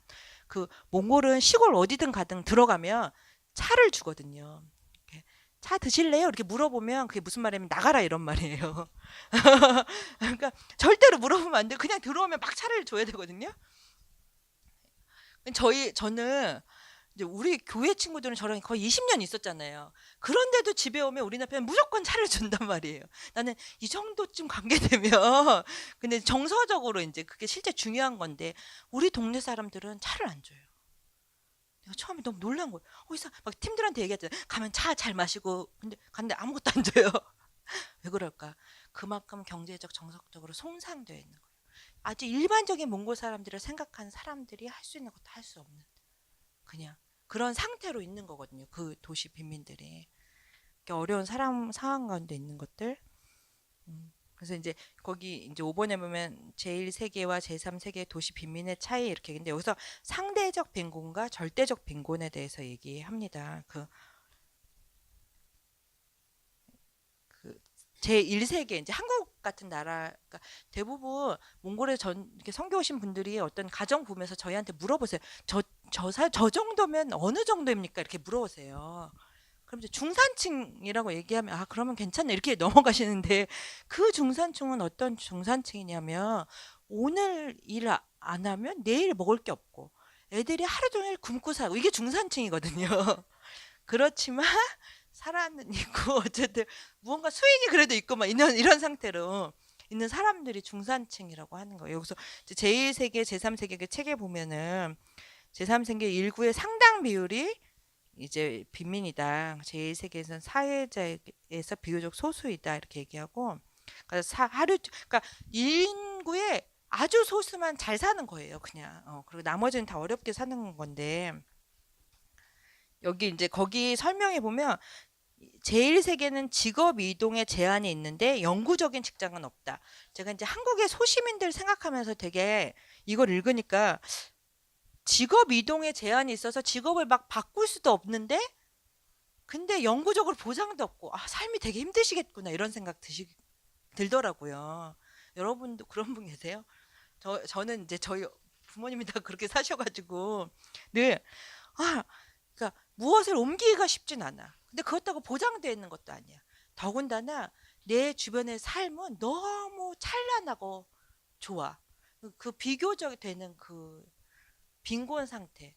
그게 얼마나 끔찍할까. 사실은 그런 상태에서 제가 안식년 있으면서 저희 교회에서 아이들 유초등부를 돌봐달라 그래서 갔어요. 저희 유초등부 애들은 대부분 집이 안정적인 집 아이들이에요. 그리고 다 세대가 예수님 믿는 분들이고. 근데 제가 어느 날 그 아이들 이렇게 같이 있으면서 그냥 제가 몽골에서 오래 있었으니까 이게 몽골식으로 표현하면 처음엔 누가 누군지 잘 모르니까 쟤는 분명히 아주 심각한 가정 문제가 있을 거예요. 제가 이렇게 생각했어요. 그렇지 않고 저런 행동을 할 수가 없어요. 이렇게 스스로. 그러니까 제가 본 몽골 친구들은 제가 말했잖아요. 아빠가 없어요. 엄마밖에 없고 먹을 게 없고 알코올 중독인 아버지랑 살면서 언제 의도 맞을지 모르고 막 중학교는 아빠가 엄마가 이혼했는데 다른 집 엄마랑 살고 있고 그때 한 방에서 뭐 이런 친구들란 말이에요. 그런 친구들 중에도 심각한 친구들이 있어요. 그런 친구들이 보이는 유형의 어떤 행동들을 막 이제 제가 정말 죄송한데 제가 무식해서 그런 거. 이 친구들이 하잖아요. 그러면 제가 쟤네 아빠 엄마는 무슨 이혼을 하셨나? 집에 맨날 학대를 받았나? 막 이렇게 생각해가지고 이렇게 물어보면 저랑 되게 친한 언니 오빠들 이제 자식인데 언니 오빠 되게 열심히 예수님 믿고 돈 열심히 벌어가지고 애들 잘해주고 막 이런 집 애들인 거예요. 그래가지고 이게 어떻게 된 거지? 그리고 아주 작은 일의 아이들. 근데 그 애들 한 명 한 명을 만났는데 마음이 되게 많이 아파 있는 걸 봤어요. 이게 뭘까? 왜 이 아이들은 마음이 아파 있을까? 내가 생각할 때 나는 이제 몽골에 오래 우리 몽골 애들 생각하면 이 아이들은 진짜 너무 건강하고 즐거워야 되는데 그렇게 보다가 아 마음이 되게 약해져 있구나. 어떤 여러 가지 분별인데 비교당하는 어떤 상황 안에서 아이들이 뒤처지지 않으려고 학교에서나 받는 거 그 스트레스의 정도가 오늘 내일 먹고 살고 겨우겨우 살아내는 우리 몽골 이웃들보다 어쩌면 더 심하겠구나 이런 되게 안타까운 마음이 사실은 들은 것도 사실이에요. 그러니까 그 빈곤의 차이가 제1세계 빈곤한 분들이 사실 제3세계 중산층보다 훨씬 나은 건 사실이에요. 그러니까 제가 우리 엄마 아버지 얘기했잖아요. 우리 엄마 아버지가 10평도 안 되는 집에서 이제 아버지 심장병 걸리시고 막 이렇게 엄마 계시고 사신단 말이에요. 우리 엄마는 겨울에 난방도 안 피시고 올 여름에 에어컨도 없이 사셔요. 에어컨만 아니라 선풍기도 잘 안 트세요. 전기세 나간다고. 근데 제가 속상하잖아요. 근데 사실은 그런 엄마 아빠가 제가 아는 몽골 친구들보다 훨씬 낫거든요. 왜냐면 상하수도 나오는 집에 살고 계시고 물 틀으면 물 나오고 매일매일 먹을 거 있고 먹는 것도 몽골보다 훨씬 좋잖아요. 그러니까 그런 비교하면 그래 괜찮지 너네 이렇게 얘기할 수 있지만 사실은 그 이세계 사는 사람들의 상대적 빈곤으로 인한 고통은 사실은 이제 그냥 경량으로 할 수 있는 건 아니거든요. 근데 제가 이제 얘기하는 건 어떤 거냐. 그분들에게 있어서 그분들에게 재정적인 도움보다는 그분들은 스트레스나 정서적인 아픔이나 고통에서 변화될 수 있는 이제 도움들을 드려야 되는데 여기서 말은 절대적 빈곤이라는 건 뭐냐면 당장 먹을 걸 안 주면 죽는 거. 당장 안 도와주면은 한겨울에 얼어 죽는 거 이런 절대적 빈곤인데 그렇게 따지면 저희 몽골의 형제 자매들도 진짜 절대적 빈곤 상태냐면 저희가 집을 이렇게 도와드릴 때가 있어요. 무조건적 그게 뭐냐면 아이들이 굶고 있을 때 그거는 이제 앞뒤 따져 볼 게 아니거든요. 애들이 배고 그래서 사실은 이제 어린이 집 같은 걸 해서 애들 오라 그래서 밥을 주는 사역을 하는데 아이들은 배고프면 안 된다. 그건 부모 잘못이다. 이렇게 얘기하고 이렇게 주는데 그럼에도 불구하고 그런 절대적인 빈곤 에 대해서 이해하고 어떻게 해결하지. 그 외에 상대적인 빈곤이라고 한다면 한 사랑을 이렇게 베풀기도 하지만 사실 아까 말한 것처럼 라이스 크리스천을 만들지 않기 위해서는 어떤 거냐 하면은 구제 사역에 대한 제한이 되게 필요하구나. 그리고 아주 철저한 검증과 지혜가 필요하구나 이런 생각 많이 하거든요. 아까 말씀드린 것처럼 가난하고 어렵지만 무엇 하나 도와주는 것도 함부로 하지 않는 거. 그냥 지키고 있는 거. 왜냐하면 그게 아까 얘기한 것처럼 가난한 집단이 그냥 뭐가 없기 때문에라고 하면 도와줄 텐데 그게 아니다. 하나님과 관계의 단절로부터 왔다면 하나님과 이웃과 관계가 회복되는 것들을 우리가 도와야 되고 또 두려움으로 오는 거라면 그 영적인 문제 하나님의 신뢰가 회복될 수 있도록 도와주는 거 그 근본적인 부분들을 해 나가서 조금씩 조금씩 한 걸음씩 나아가는 게 사실은 빈곤의 문제를 해결하고 올바른 방향으로 나가는 거구나 이렇게 생각이 들게 됩니다. 제가 몇 시까지 해야 되죠? 시간 됐죠? 쉬는 시간. 쉬겠습니다.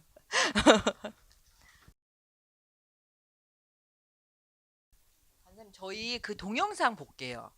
예, 동영상 지역개발 사회 이제 관련된 것보다 이 지역의 교회랑 이제 센터가 어떻게 들어오게 됐는지 그냥 저희 소개하는 영상인데요.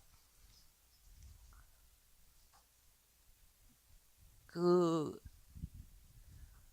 거기 반석교회라고 써 있는 거 있거든요.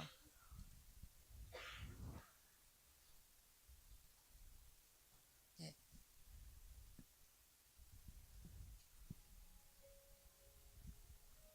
이거는 이제 반석교회는 YM 선교사님들이 94년도에 개척하신 교회예요. 근데 이제 2000년도에 저희가 이 지역에 가게 된 거예요, 처음에. 처음에는 그냥 교회 맨날 이사 다니고 임대하다가 그냥 교회가 없는 지역에 건물을 싸게 사게 돼서 가게 된 거거든요. 이렇게 생긴 건물을. 네, 그래서 우리 교회 성도님들이에요. 2005년도니까 그때 이제 1900만 투구릭이니까 당시 돈으로 한 1900만 원 정도 되는 이제 딱 여기가 이제 저희가 산 건물인데요. 되게 허물어져 가는 건물을 이제 우리 교회라고 이제 사고 요 건물이에요, 이제. 10년 동안 돈 모아가지고 이거 샀는데 그래서 여기서 이제 예배드리고 좋다고 이제 예배드리는 거거든요. 왜냐면 10년 동안 저희 건물 없었으니까 이제 성도입니다. 근데 저희 이제 모교회였던 남인천 감리교회라고 이제 그때 2005년 때 보시고 너무 놀라셔가지고 장로님들이 이제 오셔서 60대 되신 분들이 그 밑에는 그대로 놔두고 샌드위치 판넬로 이렇게 올리셨어요. 근데 중요한 게 이제 우리 형제들 교회 형제들 다 데리고 일하셨거든요. 근데 이제 그렇게 해서 2013년까지 있다가 저희 건물이 워낙 기반이 약하고 안 좋은 상태니까 옆집 이제 재개발되면서 저희도 좀 문제가 생겨가지고 이제 YM 센터랑 같이 이제 하게 돼서 허물고 이렇게 하게 됐는데요.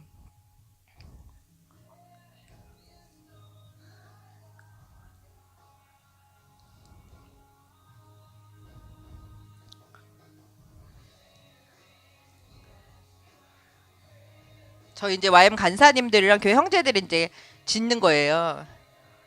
2014년도부터 했고, 근데 이제 겨울 돼서 재정이 없어가지고 이제 그대로 이제 건축을 못 하게 되고, 2014년 다시 이제 시작했는데 잘 안 되고, 이제 2015년도에 지하에 이제 교회 이제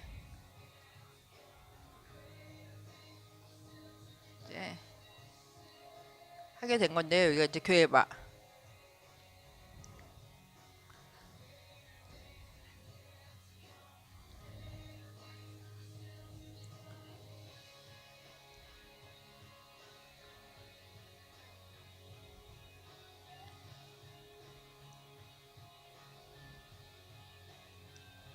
저희 아이들이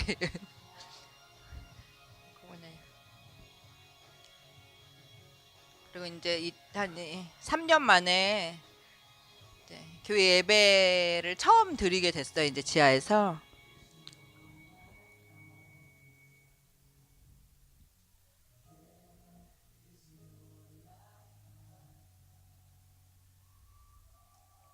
이제 동네 이제 저희 아이들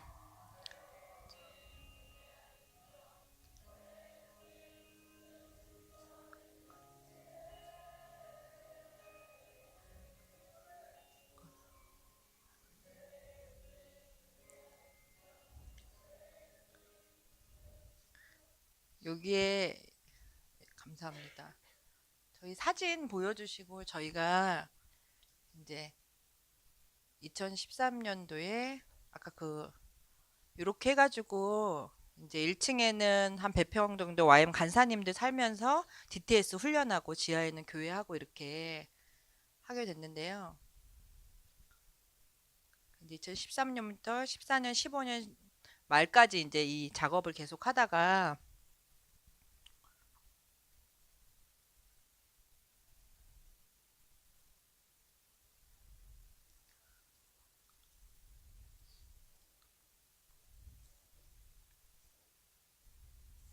네.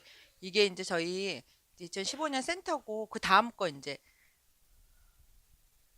예. 지금 이제 저희 모습이거든요. 이렇게 바깥에 동양화로 천지창조를 그려놓은 거예요. 예, 저희 뒤에 보면 그다음 장 보면 이게 잠깐 이제 불 좀 켜주시면 이게 제 오그나란 아이인데 저희가 이 사역을 시작하게 된 계기예요. 저희가 이제 2005년부터 교회가 있었고 근데 사실 교회가 좀 많이 어려운 가운데 있었어요. 재정적도 센터도 어쨌든 2013년, 14년, 15년을 지나면서 이 집을 지어가는데 2015년이 돼서 이제 우리가 전도를 다녀야 되겠다. 왜냐면 그동안은 너무 이제 어려움 가운데 YM 센터를 어떻게 해야 되나 막 이런 상황까지 있다가 동네를 돌아다니는데 이제 사람들이 잘 문 안 열어주는데 저 아이가 얘가 이제 오근하거든요. 저런 얼굴을 하고서 저한테 들어오라고 자기네 집으로. 그래서 이제 집에 들어갔어요. 이제 꼬맹인데 네, 들어갔는데 거기 이제 진짜로 한 3평 되는 방이 이렇게 3개가 있고 거기에 아이들 엄마 한 집, 한 집, 한 집 이렇게 살고 있어요. 이렇게 살고 있는데 제가 이제 너무 깜짝 놀랐어요, 사실은. 왜냐면은 이제 너무 힘들게 살고 있는 모습이 이제 보여서 그 한 3평 한 요만한 진짜 요만한 방에 아이들 엄마랑 그냥 텔레비전 켜놓고 하루 종일 앉아 있고 그 땡볕이었는데 애들이 이제 물도 없이 막 바깥에서 놀고 있고 겨울엔 춥고 이럴 텐데 어떻게 이렇게 지내지? 너무 놀래가지고 그 다음 사진 이제 잠시만요. 이거 꺼주시면 제가 얘기하다가 갈게요.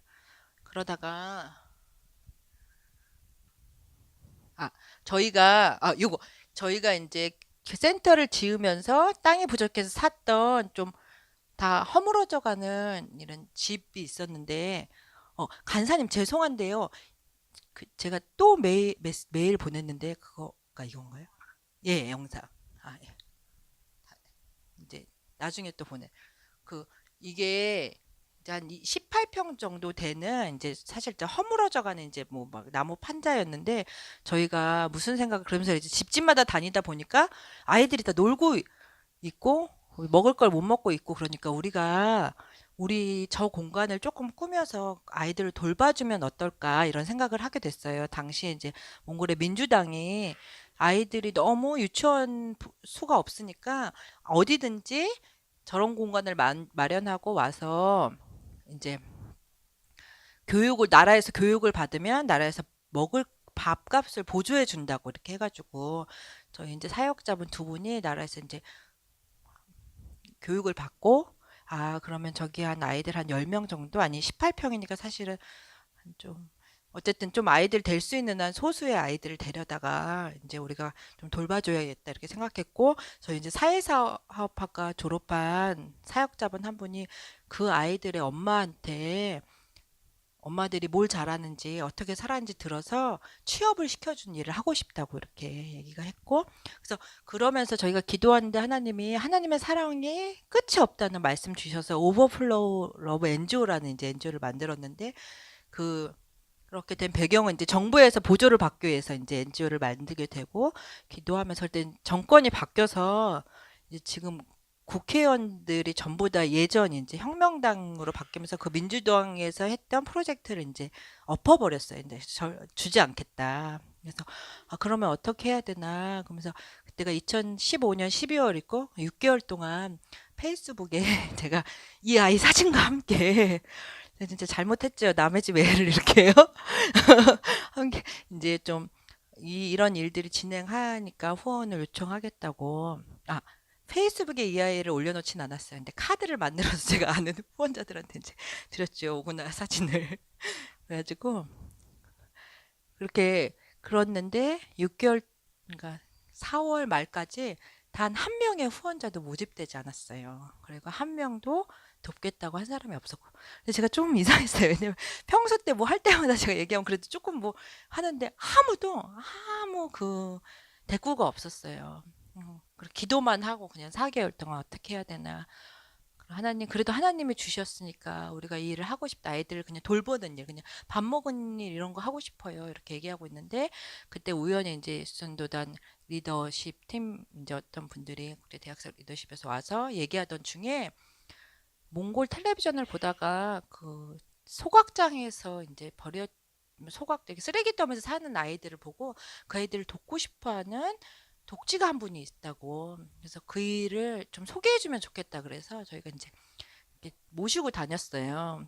이제 그분이 오신 건 아니고 그분 이제 관련된 사역자분이 오셨는데 이미 그 어려운 지역들은 다 교회들이나 프로젝트가 연결되어 있는 거예요. 그리고는 이제 우리 동네를 보고는 이 동네가 훨씬 어렵다고 이 사람들 사는 게 그러면서 계획서를 내면 좋겠다 그래서 근데 그중에 이제 우리 몽골 간사님이 저는 아이들을 돌봐주면서 꼭 엄마들이 일을 잘할 수 있는 거 연결해서 일자리를 찾게 해주고 싶습니다. 이렇게 해서 그게 많지 않아도 그러면서 이제 그때 연결된 분을 통해서 근데 그때 주셨던 마음이 아이들 그냥 일주일에 한 3번씩 이렇게 돌봐주고 밥 주는 거였는데 좀 매 주마다 가정들을 돌아다니면 어떨까 이런 마음이 들었어요. 왜냐면 그러면서 우리가 매주마다 가정들을 다니자. 그 동사무소에서 또 명단을 주세요. 너무 어려운 가족들. 그래서 이제 팀이 돼서 이렇게 다니게 됐거든요. 근데 처음에는 아이들이 열 몇 명 오다가 나중에는 이 아이들이 진짜로 그 열 몇 평이잖아요. 40명, 50명이 오는 거예요. 갈 데가 없으니까. 미어 터져가지고. 여름엔 괜찮은데 겨울엔 추우니까. 막 이런 식으로 오다가 이제 어떻게 해야 되지? 그냥 밥만 먹이면 되나? 돌보기만 해나? 이제 사역자들은 전문적인 사람들이 아니었다가 이렇게 사실은 그 한 아이 그냥 우리가 있는 그 작은 공간을 이용해서 돌봐주고 이 집을 좀 도와주면 좋겠다. 그때 만났던 그 엄마들, 3평에 사는 엄마들, 일 없는 그 자매님들을 좀 돕고 싶다는 이런 마음으로 시작이 된 거거든요, 사실은. 근데 요 다음 거, 간사님, 보면. 네네, 사진이요.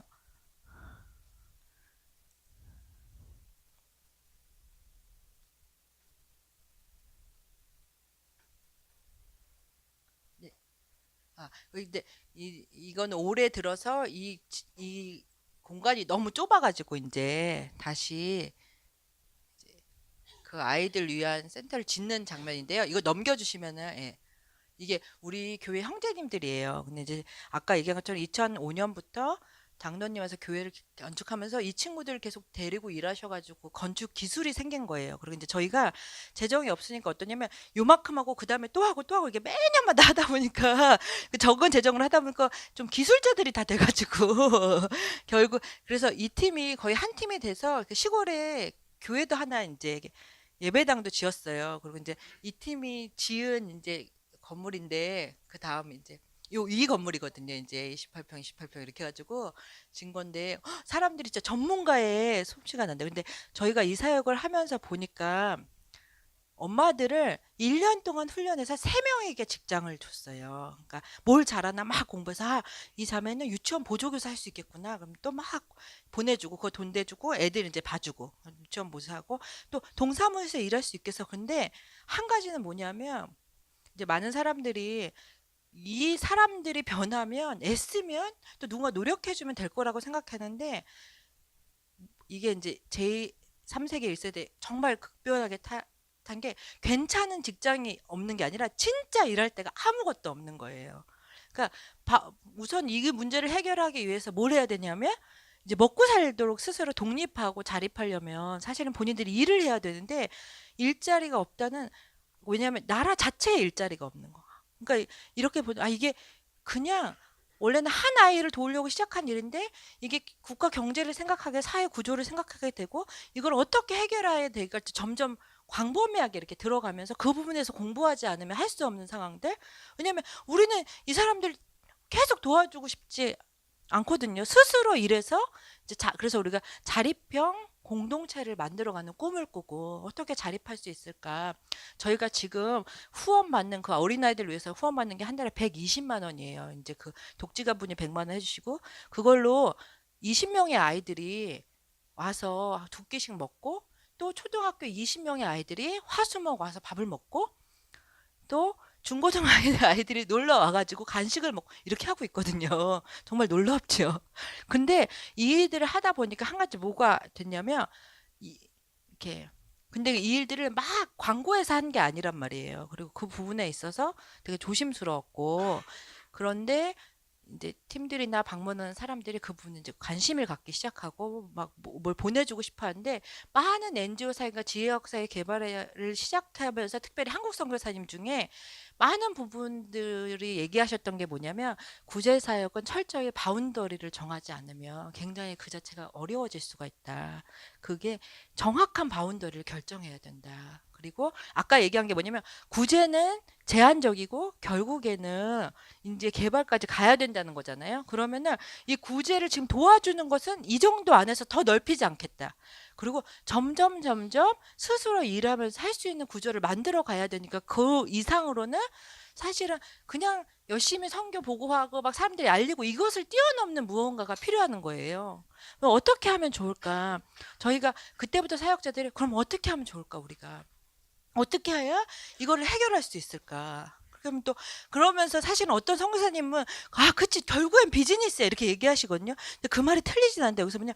그러니까 비즈니스를 해서 이 사람들 도와주기 위해서 또 돈을 막 모아 오세요. 죄송. 제가 선교사인데 좀 조심스러운데 그래가지고 막 그 돈을 모아요. 돈을 모을 때 돈을 들었는데 또 그 비즈니스 살려고 또 계속 돈이 드니까 계속 돈을 모아요. 지금 뭐 하는 짓이지? 이 일이 돈 모으는 게 일인 거예요. 그러니까 결국에 지역 개발과 구제로 한 사람을 해서 시작됐는데 바운더리를 정하지 않고 분명한 올바른 방향을 정하지 않으면 죄송합니다. 대부분의 선교사들이 하는 일이 모금 운동밖에 하는 게 없는 거예요. 근데 그게 선교사가 잘하는 일이라고 생각하고 계속 돈을 퍼다 날르는 일. 그리고 어느 정도 도와주고. 그리고 그것이 선교라고 생각하고 한국교회 많은 사람들이 그 일에 대해서 으쌰으쌰하면서 돕고 있는 거죠. 근데 제가 조심스러운 건 뭐냐면 어떤 프로젝트나 어떤 개발이 다 부정적인 건 절대 아니거든요. 안에서 하나님의 인도하심을 그래서 케이스 바이 케이스 어떤 것도 다 이것 맞다 틀리다 그 상황이 아니면 얘기할 수는 없는데 제가 얘기하는 건 그냥 정말로 죄송한데 계속 돈을 점점 많이 모으는 게 선교라고 생각하고 그렇게 되려면 이 지역을 위해서 개발을 위해서 해야 되는 마지막 거는 이제 돈 모으는 일밖에 없는 거거든요. 무슨 수단을 써서라도 여기 안 나오는데 지역 개발을 위해서 정말 되게 중요한 게 뭘까? 여기 마지막에 보면 그 선교사의 역할이 나와 있어요. 8번 변혁하는가 아니면 파괴하는가. 선교사의 역할은 뭔가. 이건 이제 사실은 리처드슨이 선교사는 정말 문화적 제일국적인가 그래서 76년 6월에 이리안자의 지진 후에 이제 맥도널드라는 이제 기자가 취재해서 막 선교사들을 이제 굉장히 문화를 파괴하는 사람들처럼 얘기했는데 리처드슨은 그렇지 않다라고 반박한 기사문을 내면서 선교사들만큼 그 지역의 사람을 잘 도와줄 수 없는 사람들이 없다라고 얘기하신 건데 또 실제로 이제 저는 부족민 사역은 하진 않지만 부족민을 보존하는 게 전부냐 결국에는 이 세상은 다 변화되게 돼 있는데 그러면 다른 어떤 악한 다른 집단이 들어오기 전에 선교사가 먼저 긍정적인 변화를 유도하는 게 좋다 이런 얘기 하신 거고 거기에 굉장히 동감하거든요. 그리고 그 9번에는 선교사의 역할이 뭐냐 그러면서 이제 문화 변혁에 있어서 그러니까 결국에는 그 안에서 자신들이 변화해 가야 되는 게 이제 지역 개발하고 구제를 하다 보면 아 정치적 경제적 변혁이 일어나지 않으면 안 되는 영역을 보게 되는 거예요. 아 어떻게 해야 되지? 무엇을 할 수 있지? 막 근데 여기 1번 선교사는 직접 문화 병역을 강요하거나 강행해서는 안 된다. 선교사 눈에 보이면 보이는 게 있어요. 외부인의 입장에서 이건 이렇게 하면 되지 이건 이렇게 하면 제가 이제 죄송 몽골 사람들한테 우리 남편 몽골 사람 맨날 하는 야 몽골에 전 세계에서 자원 제일 많이 나라인데 이것만 잘 갖다 퍼도 그냥 놀면서 먹겠구만 몽골 남편 얻은 덕에 뭐 이렇게 얘기하거든요. 아랍에미레이트를 봐라 두바이를 봐라 막 이러면서 잘 사는 나라는 와서 일하고 그러니까 막 기술 제공하고 좀 어려운 국가는 그 집에서 일하면서 이렇게 먹고 살나 몽골이 또 그렇게 돼야 되는 거 아니냐고 막 제가 막 얘기를 하면서 이제 좀 뭘 하고 있는 거냐고 이제 우리 기사 아저씨 한 분 계세요. 좀 예수님 안 믿고 제가 전도하려고 하는 아저씨는 맨날 정치인들 싸 죽여야 된다고 이제 총으로 다싸 죽여야 된다고 맨날 그런 아저씨가 계시거든요. 아 그러면 그렇게 해야 되나 선교사가 지금 사람들을 불러 막 모아가지고 이 나라 이렇게 되면 안 됩니까? 막 이렇게 해가지고 모아서 이제 막 투쟁을 해야 되는 건가? 그렇게 사시는 분들도 계시잖아요. 그렇게 얘기하고. 근데 이제 이렇게 보면 직접 문화 병역을 강요하거나 강행해서는 안 된다. 그래서 현지 문화에 대한 깊은 이해가 없이 문화 변혁의 판단 근거를 제공하기가 어렵다. 그 제가 서울 화요맘에서 설교했었는데 예수님이 그 거라사에 있는 끔찍한 귀신 들린 사를 고치시고 군대 귀신을 이제 명하셔서 2,000마리의 그 돼지떼한테 가서 다 죽여버렸잖아요. 그 돼지가 애꿎은 돼지가 그래서 그 마을이 이제 난리가 나고 이렇게 그 말씀 묵상하면서 이제 제가 어느 날 예수님 왜 돼지떼 그 예쁘진 돼지를 다 죽였을까? 그렇다고 뭐 귀신이 죽나? 귀신 안 죽, 귀신 뭐 돼지가 죽는다 귀신 죽을까? 이러면서 왜 거기다 해서 애꿎은 그 마을에 이렇게 심각한 손해를 입히셔가지고 도대체 예수님 왜 그러셨을까? 그냥 까먹고 그러셨나? 그렇지 않으시고 예수님 분명한 의도가 있으셨는데 근데 묵상하다가 이제 하나는 뭐냐면 그렇게 예수님이 이 사람을 귀히 여기셨다. 그리고 또 하나는 그 어느 날 이렇게 왜 돼지를 죽이셨을까? 막 잠이 안 오더라고요. 이 돼지 때문에요. 이 귀한 돼지 몇억. 이게 그 집안 근데 이 사람들이 의지하고 사는 기반을 완전히 흔들어 놓으신 거잖아요. 예수님이. 진짜 문화 대변혁을 예수님이 가져오신 거거든요. 근데 그분은 전능자시기 때문에 그 우물가의 여인이 예수님이 어쩌면서 막 모셔오잖아요. 우리랑 같이 거하게 해달라고. 근데 예수님이 실제적인 변혁을 막 확 능력으로 일으키셨는데 그 사람들이 뭐라 그러면 예수님 떠나달라고 얘기하잖아요. 예수님 능력을 받고 자기가 그렇게 괴롭히는 심각한 사람을 예수님이 단번에 제압하셨단 말이에요. 그분의 능력이 얼마나 놀라운 걸 본 사람들이 능력이 있는데 능력 있는 예수님이 참되신데 그래서 그 사람들이 계속 괴로웠을 그 문제를 해결해 주셨는데 예수님한테 나가라고 얘기하거든요. 이렇게 예수님 좋으신 하나님이신데 그들 안에 있는 깊은 두려움이 예수님의 능력은 알지만 그분을 받아들이지 못하는 것들. 능력으로 행할 수 있는 일이 아닌 거예요. 능력이 있다고 해서 그것이 가능한 일이 아닌 거예요. 왜냐하면 지금 우리가 만나야 될 사람들은 아까 얘기한 것처럼 두려움에 깊은 이슈가 있는 분들이잖아요. 그래서 결국에 예수님이 뭘 하시냐면 그분들이 요청한 대로 떠나시죠. 능력도 베풀어주고 다 고쳐주고 사실 예수님은 막 요청하면 예수님이 오병이어 기적도 베풀어 주셨으니까 먹고 살려주고 다 하실 수 있는데 제발 가달라고 하니까 떠나가셨는데 지금 한 가지 하시는 게 뭐냐면 고침받은 글을 남겨두시죠. 너가 하나님이 너를 어떻게 불쌍히 여기신 것과 하나님이 어떻게 너한테 큰일 행하신 걸 그 안에서 이루도록 해라. 그러니까 문화 변혁의 결국엔 주체자는 그 지역 사람들밖에 할 수 있는 게. 그러니까 꿈꾸는 지역 개발에 절대적으로 선교사가 할 수 있는 것이 아무것도 없구나. 이 사람들이 스스로 깨닫고 이해하는 만큼 스스로 주도적이 될 수 있는 그만큼만 해가는 게, 그리고 그 걸음걸음에서 함께 조언해주고 동역해주는 것밖에 결국에는 할 수 있는 게 없구나. 눈에 보이는 것들은 막 다 계획하고 뭐 막 하면 좋겠죠. 그 여기 보면 이 9번의 변혁 선교사 역할에 현지 문화에 대한 깊은 이해 없이 문화 변혁의 판단 근거를 제공하기 어렵다. 그래서 현지의 객관적 역사, 문화 이런 건 사실은 현지 분들보다 선교사님들이 훨씬 더 많은 것 아시잖아요. 인류 확정. 근데 여기에 제가 주관적 이해가 병행돼야 된다고 쓴 게 뭐였냐면, 이제 이런 걸 많이 배우시니까 특히 이제 이런 MP 또 공부를 많이 하신 선교사님들이 이제 선교지에 오세요. 너무 귀한 거죠. 저처럼 이제 아무것도 모르고 와임에서 무조건 나가라 그래서 나갔던 사람들은 이제 뭐 해야 될지도 모르고 막 이렇게 하다가 나중에 이 MP 책 보면서 아우 이건 이렇게 써야 되는데 이렇게 하는데 많이 배워서 얼마나 귀하시겠어요. 근데 제가 어느 날 그런 생각을 했어요. 아 정말 이런 지역 개발에 대해서 아시고 인류학 막 공부도 많이 하고 몽골의 문화에 대해서 많이 아시는 분? 이제 반대로 얘기해서 저한테 사람들이 이렇게 물어봐요. 저 몽골 남자랑 살잖아요. 저희 남편이랑 이제 산지 2004년도에 결혼했으니까 15년 돼가니까 사람들이 다 저 몽골 사람 같다 그러거든요.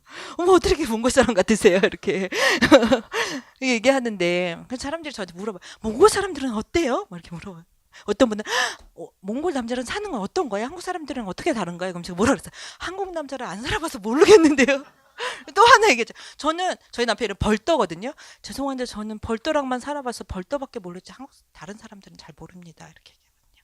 그러니까 제 어떤 외국의 사람이 한국 문화를 되게 많이 배우고 한국 정세, 경제를 막 배우고 너무 공부 열심히 하고 오신 분이 저한테 와서 그래서 나는 너를 알아라고 한다면 제가 그 말을 듣고 기분이 좋게 말도 안 되는 소리. 그러니까 선교사님들이 제가 아까 얘기했지만 내가 만나는 그 한 사람은 사실은 아주 독특한 그 한 사람인 거거든요. 물론 내가 배경을 배우는 거, 지식을 배우는 거 도움이 되죠. 몽골 사람들이 이런 면이 있구나, 역사 이런 게 도움이 되는데 결코 그것을 개인적인 이해와 관계를 대신할 수 있는 게 절대로 없거든요. 그리고 그 한 사람의 이제 문제인 거죠. 그래서 결국에는 그것들을 해 나가는 거. 그래서 제가 몽골 선교를 해서 몽골 선교는 이렇다고 막 얘기하는데 또 다른 선교사님 딴 얘기를 할 수 있어요. 왜냐면 그분이 만나는 상황과 배경에서 그분의 사람들은 다른 사람일 수 있거든요. 또 그분이 다른 사람이고. 그러니까 저도 그렇게 생각. 그게 획일적으로 뭔가 답이 있는 것이 아니에요. 왜냐면 우리가 다른 사람이고 그 사람이 다른 사람인 것처럼. 하고 그럼에도 불구하고 이제 중요한 건 현지의 그리스도인의 교회가 주도적으로 성장할 수 있도록 계속적으로 이제 지지해야 된다고 얘기하는 거죠. 지지하고 너희가 할 수 있다고 격려하고 두려워하지 말라고 이야기해주고 그것에 대한 좋은 것들을 이제 보여주고 이것들을 적용. 그래서 결국에는 그 답을 얻을 수 있는 거는 현지 사역자밖에 없는데 저희가 이제 이런 사역하면서 이 답을 어떻게 아까 얘기했죠. 어떻게 그러면 이 한 사람 한 사람이 살 수 있을까 이렇게 보는데 결국엔 답이 그 한 사람 한 사람밖에 없는 게 어떤 거냐면 이 한 사람의 삶에 들어가서 이 자매가 무엇을 잘할 수 있을까? 어떤 자매는 빵을 너무 잘 만든대요. 빵을 만들고 싶대. 그 사람이 그럼 그 빵 만들 수 있는 삶을 살아갈 수 있도록 어떻게 격려할 수 있을까? 근데 그러면 막 빵 기계에서 너 해! 이게 아니라 그 사람이 그 일을 스스로 용기 내서 할 수 있도록 조금씩 조금씩 돕고 성장해 주는 그 한 사람 문제거든요. 또 하나 이렇게 보게 되는 거예요. 맨날 이렇게 옷 같은 거 막 왔는데 막 이렇게 나눠줬는데 그러지 말고 어떤 자매 옷 같은 거 잘 보는데 조그만 점포를 해서 이렇게 이걸 팔으라고 하면 이 수익으로 이 자매는 먹고 살겠구나. 예를 들면 그 한 사람. 그러니까 그게 그리고 이제 우리를 봐야 되는 게 뭐냐면 저와 우리 교회와 우리 사역자들이 할 수 있고 도울 수 있는 역할이 뭐를 할 수 있는지 우리는. 그러니까 이런 것 선교지에 뭘 되게 필요한 게 있어요. 제가 가, 이제 저거 진짜 좋겠구나 막 이런데 정작 그 선교사님은 그 일을 해본 적도 없어요. 근데 막 선교지 이거 필요하다고 막 얘기를 해요. 자기는 한국에서 해본 적도 없는 일을 왜 다른 나라에서 다른 말로 할 수가 있겠냐고. 그걸 비즈니스 선교로서 어떻게 할 수가 있겠냐고요. 글쎄 실제로 그 일을 할 수 있는 사람인가 그 선교사 대상이 함께한 사역자들 그게 가능한 것인가 그 자기의 한계를 보는 거예요. 내 한계를 아주 철저하게 내가 이걸 도와줄 수 있는 사람인가 그렇지 않으면 할 수 있는 게 없는 거거든요. 그렇다고 하면 할 수 있는 게 또 하나는 그 비전을 가진 그 분야의 전문가들이 함께 연결되면 좋겠구나. 그리고 현지에 있는 꿈을 가진 사람들이 일어날 수 있으면 좋겠구나. 그래서 그들의 꿈을 세워갈 수 있도록. 근데 이거는 비즈니스 사업장을 열고 이거 그런 게 아니에요. 그냥 그가 세워가면 좋겠고 또 하나의 만남을 해주는 거. 그러니까 그냥 그 하나가 역할이 돼서 세워가지 않을까. 저는 제가 가면 뭘 해야 되겠다 이렇게 생각한 게 저 아는 그 아이들 후원에 저기 이제 앉아서 말하는 거 되게 좋아하는데 거기 자매 선교사님 어차피 1년에 한 번 두 번 이렇게 들어오니까 수세미 같은 거 갔다가 그 동네 자매님들랑 예, 해가지고 갔다가 교회들한테 팔어 아니면 나한테 팔어 막 이러시더라고요. 그래서 지금 처음에 그게 뭐 얼마나 되겠었는데 왜 그 한 명이라도 앉아가지고 나랑 얘기하다가 뭐 이런저런 얘기하겠죠. 그래서 제가 성사님이 왜 그걸 할 수 있다고 생각하셨냐면 선생님 연결된 사람들 있잖아. 그거 이렇게 그거는 할 수 있지 않겠어? 뭐 이렇게 얘기하는 거. 제가 이제 말을 버벅거린 제가 국어교육과 나왔거든요. 이제 그래서 제가 국어교육과 나왔고 제가 내가 뭘 할 수 있겠는데 우리 YM 간사님들이 언어를 되게 잘하세요. 가르쳐 주지도 않는데 그래서 우리가 뭘 했냐면 그 아이들 데려다 놓고 언어 가르치는 일을 하면 좋겠다. 할 수 있는 일이니까. 그러다가 우리 YM도 이제 청년들은 그 악기를 좋아하잖아요. 그러니까 그게 이제 센터가 있으니까 센터에 있는 대학생들이 그 현지인들이 스스로 이 친구들을 도울 수 있도록 하는 제도거든요. 이제 누가 오는 게 아니라 그러면은 그 친구들이 실제 몽골의 현실을 보면서 대학생들이 비전을 갖는 거. 그래서 DTS를 섬기는 간사님들이 UDTS가 이제 저녁 때 다 오니까 낮에는 놀잖아요. 그럼 다 주변에 있는 청소년 아이들 데려다 가르쳐요. 근데 40명 정도 오는데 반은 크리스찬이 아는 친구들이고 와서 그 역동적으로 그들과 함께 하는 거죠. 그리고 또 그 안에서 또 어떻게 해야 될지 하나하나 해 나가겠죠. 근데 이런 거를 보면서 결국에 선교사가 이 일에 있어서 할 수 있는 게 없고 교회가 세워져야 되는구나. 그렇게 보면 이 일을 할 수 있는 사람들, 비전을 가진 사람들이 세워지도록 기다리는 게 굉장히 중요하구나 이런 생각을 하게 되겠죠. 저희가 이런 사역을 하게 된 지 2016년도라고 제가 2000년도에 갔고 그럼 15년 동안 제가 뭐 하고 살았을까요? 이런 걸 막 꿈꾼 건 아니지만 저는 제가 그렇게 한 건 아닌데 YM에 있으면서 우리 간사님들이 10년 뭐 많게는 16년 되신 분들인데 하나님이 이렇게 광야의 시간도 보내게 하시고 근데 그들이 비전이 있었어요. 하나님 주신 것들 또 저한테도 근데 함께 그냥 견뎌내 왔었어요. 그 중에 어떤 친구는 전 청년들을 위해서 부르셨습니다. 이렇게 얘기하고 어떤 사람은 저는 하나님이 그 가난한 자 소외당한 사람들 지역 개발하는데 부르셨습니다. 근데 할 수 있는 게 아무것도 없어요. 부르심의 꿈 말고는 실제적으로 이렇게 미성숙했고 연약했고, 근데 그냥 꿈을 가지고 그냥 이렇게 살아왔더니 나중에 이렇게 팀이 됐는데 제가 이 지역사회 개발에서 굉장히 중요한 건 뭐냐면 사람이더라고요. 준비된 사람이 그 일을 하는 거죠. 아까 그 얘기했던 것처럼 선교사가 복음이 돼서 살아야 되는 것처럼 그 미션 퍼스펙트의 책에는 전략적 문화적 많은 것이 있는데 결국에 이것을 가능하도록 하는 한 가지가 뭐냐면 선교사 당신은 어떤 사람으로 준비되어 있습니까? 라는 물음이었어요. 당신은 어떤 사람입니까? 당신은 제가 정말 저도 그런 사람이니까요. 그래서 제가 이제 18년, 19년 안식년 하면서 계속 회개하고 있거든요. 되게 계속 하나님께 돌이키면서 나는 어떤 선교사로 앞으로 살아갈 것인가. 열심히 돈 모으러 다니고 그냥 그래서 그거를 어느 정도 도와주고는 그냥 만족하면서 살까? 괜찮은 선교사라고. 나 그래도 몽고 사람인데 고생한다고? 이 말도 안 되는 짓을 하면서? 이 부분에 있어서 제가 얘기한 것처럼 예수님도 능력이 있으신데 나가달라고 하니까 나가셨어요. 예수님이 우리의 삶에 하시는 걸 보면 뭐라면 제가 이제 저희 건축을 10년 동안 막 했잖아요. 되게 힘들었어요. 고통스러웠고. 근데 나중에 이게 제일 큰 감사가 됐어요. 우리 남편이 이거 뭐 다 알아서 하잖아 이제 돈 없으니까. 근데 뭐 그것만큼 믿음이 잘하는 걸 봤어요. 아, 하나님이 나와 우리 남편 우리 동동체에 준비된 것만큼만 하나님이 하시는구나. 그분이 능력이 있어서 다 한꺼번에 하실 수 있는 그분도 뭐 하냐면 그만큼만 한 걸음 맞춰서 또 기다리시고 또 한 걸음 맞춰 바운더리를 절대 넘지 않으시는구나. 많은 사람들이 그래서 제가 이제 마지막으로 말씀은 바운더리를 지키는 게 굉장히 중요해요. 그들의 바운드를 지켜달라고요. 스스로 할 수 있도록. 그 내가 볼 땐 답답한 것 같고 그래도, 근데 바운더를 지키면서 멀리서, 알아서 해. 그게 아니라 그 바운더를 지키고 아무것도 하지 않으면서 계속 옆에 서 있는 거. 계속 격려하고, 어떻게 해야 되지? 무슨 일이 스탠바이 하고 대기하는 거. 주님이 저희한테 그렇게 하신 것 같아요. 주님이, 그래서 제가 어느 날, 하나님이 자신의 능력을 제한하고 계시는구나. 우리를 위해서.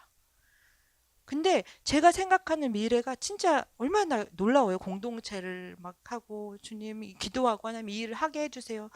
정말 이 사람들을 위해서. 근데 그것마저도 하나님이 그들 한 명이 한 명이 준비되는 것만큼만, 그러니까 저희가 구제할 때도 정말 이 자매를 도울 수 있는 걸 볼 수 있는 게 하나 있냐면, 진짜 일어나서 이렇게 막 청소를 할 수 있는 의지도 없는 분들이 계세요. 근데 그분들은 아무것도 해드릴 수가 없어요. 단지 기도해드릴 수 있죠. 그들이 스스로 일어날 수 있도록. 근데 그게 되지 않은 상태로 무언가를 맡길 수 없거든요. 그러니까 할 수 있는 것만큼만 할 수 있도록 도와주는 거죠.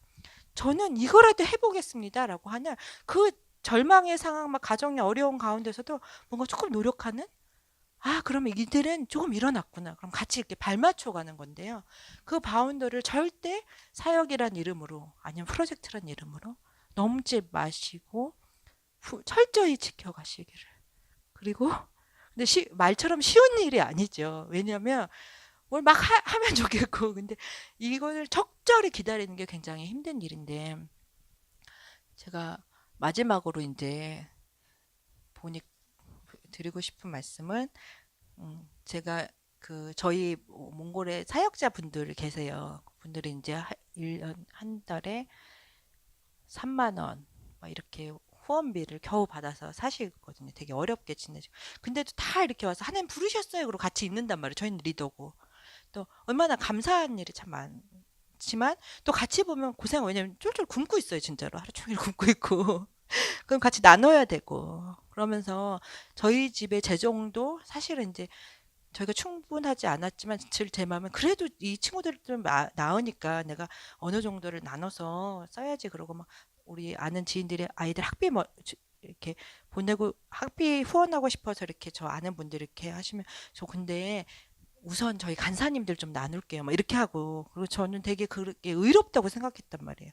근데 어느 순간 이렇게 지나면서 제가 이렇게 보게 되니까 그 그룹 안에서 내가 되게 애써서 짐지고 있는데 제가 이제 전능자로서 살아가고 있는 것들을 보게 되는 거예요.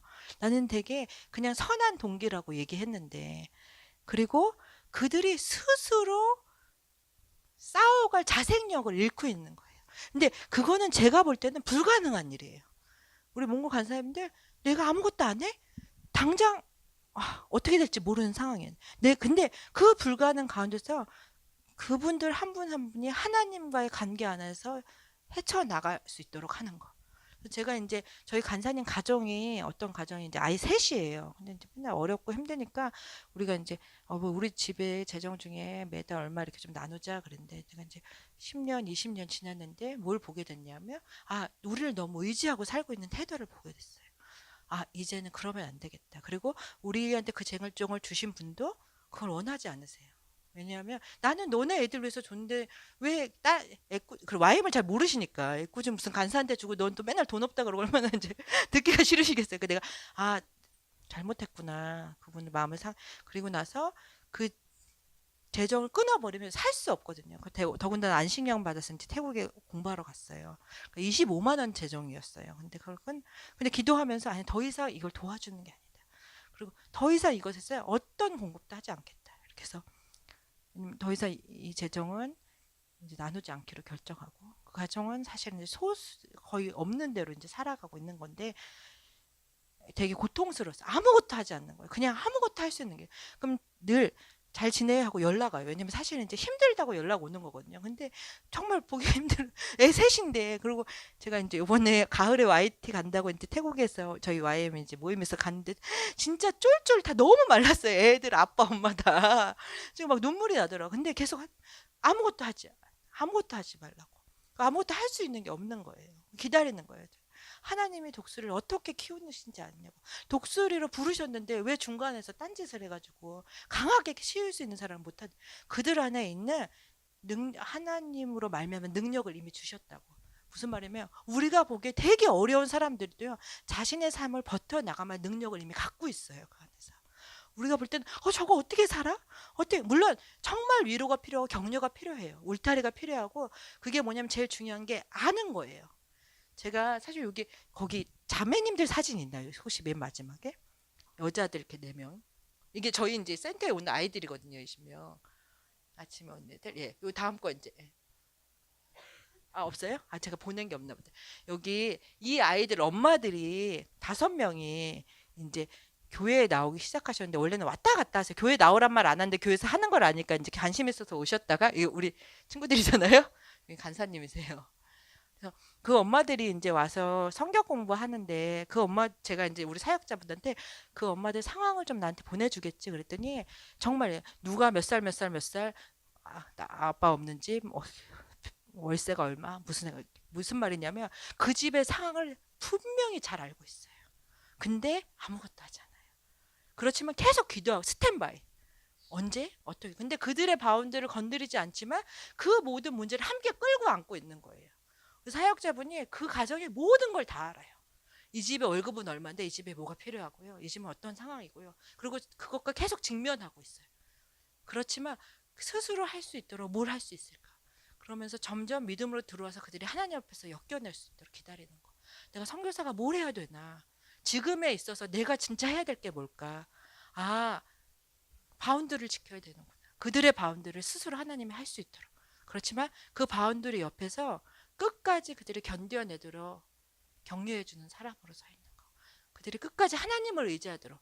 요나단이 다윗이 사울에게 도망 다닐 때 다윗이 힘들 때 그가 다윗을 격려해서 하나님을 힘입게 의지하게 하였더라라는 말씀이 있어요. 그들이 하나님을 힘입게 의지할 수 있도록 돕는 역할, 그리고 좋은 방향들을 제시하는 역할, 아마 그러면서 선교사가 가장 많이 해야 될 일이 아닌가 그런 생각을 좀 해보게 됐습니다. 시간이 다 돼서 같이 기도하고 마칠게요.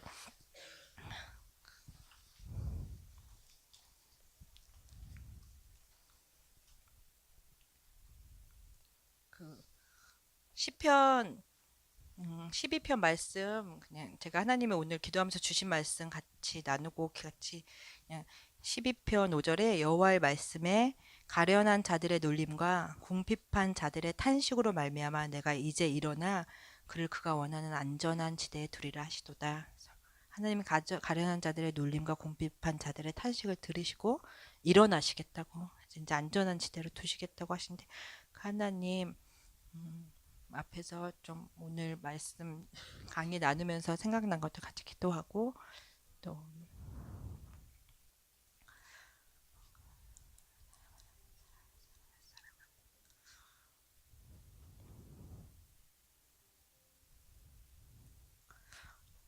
하나님 아버지 감사합니다. 부족하지만 또 주님의 말씀 또 선교 또 하나님의 하시는 일 나누게 해주셔서 감사합니다. 먼저는 여기 있는 저와 각 사람 안에 하나님이 마음을 갖고 계신 그 약한 자들과 아픈 자들을 향한 아버지의 마음을 부어주시기를 소망합니다. 하나님 우리가 듣지 않고 있었다면 듣게 해주시고 하나님 아버지 우리가 무관심하겠다면 다시 관심을 갖게 해주시고 하나님 다시 한번 우리에게 하나님 아버지를 부어주시되 여기 계신 한 분 한 분이 자신의 삶 안에서 하나님의 그 사람들을 사랑을 나눌 때 지혜롭게 해주시고 하나님 철저하게 하나님을 의지해서 하나님만 왕 되시고 하나님 여호와께서 친히 일어나신 그 일들을 우리가 볼 수 있도록 우리를 통해서 역사해 주시기를 간절히 소망합니다. 감사드리고 예수님의 이름으로 기도했습니다.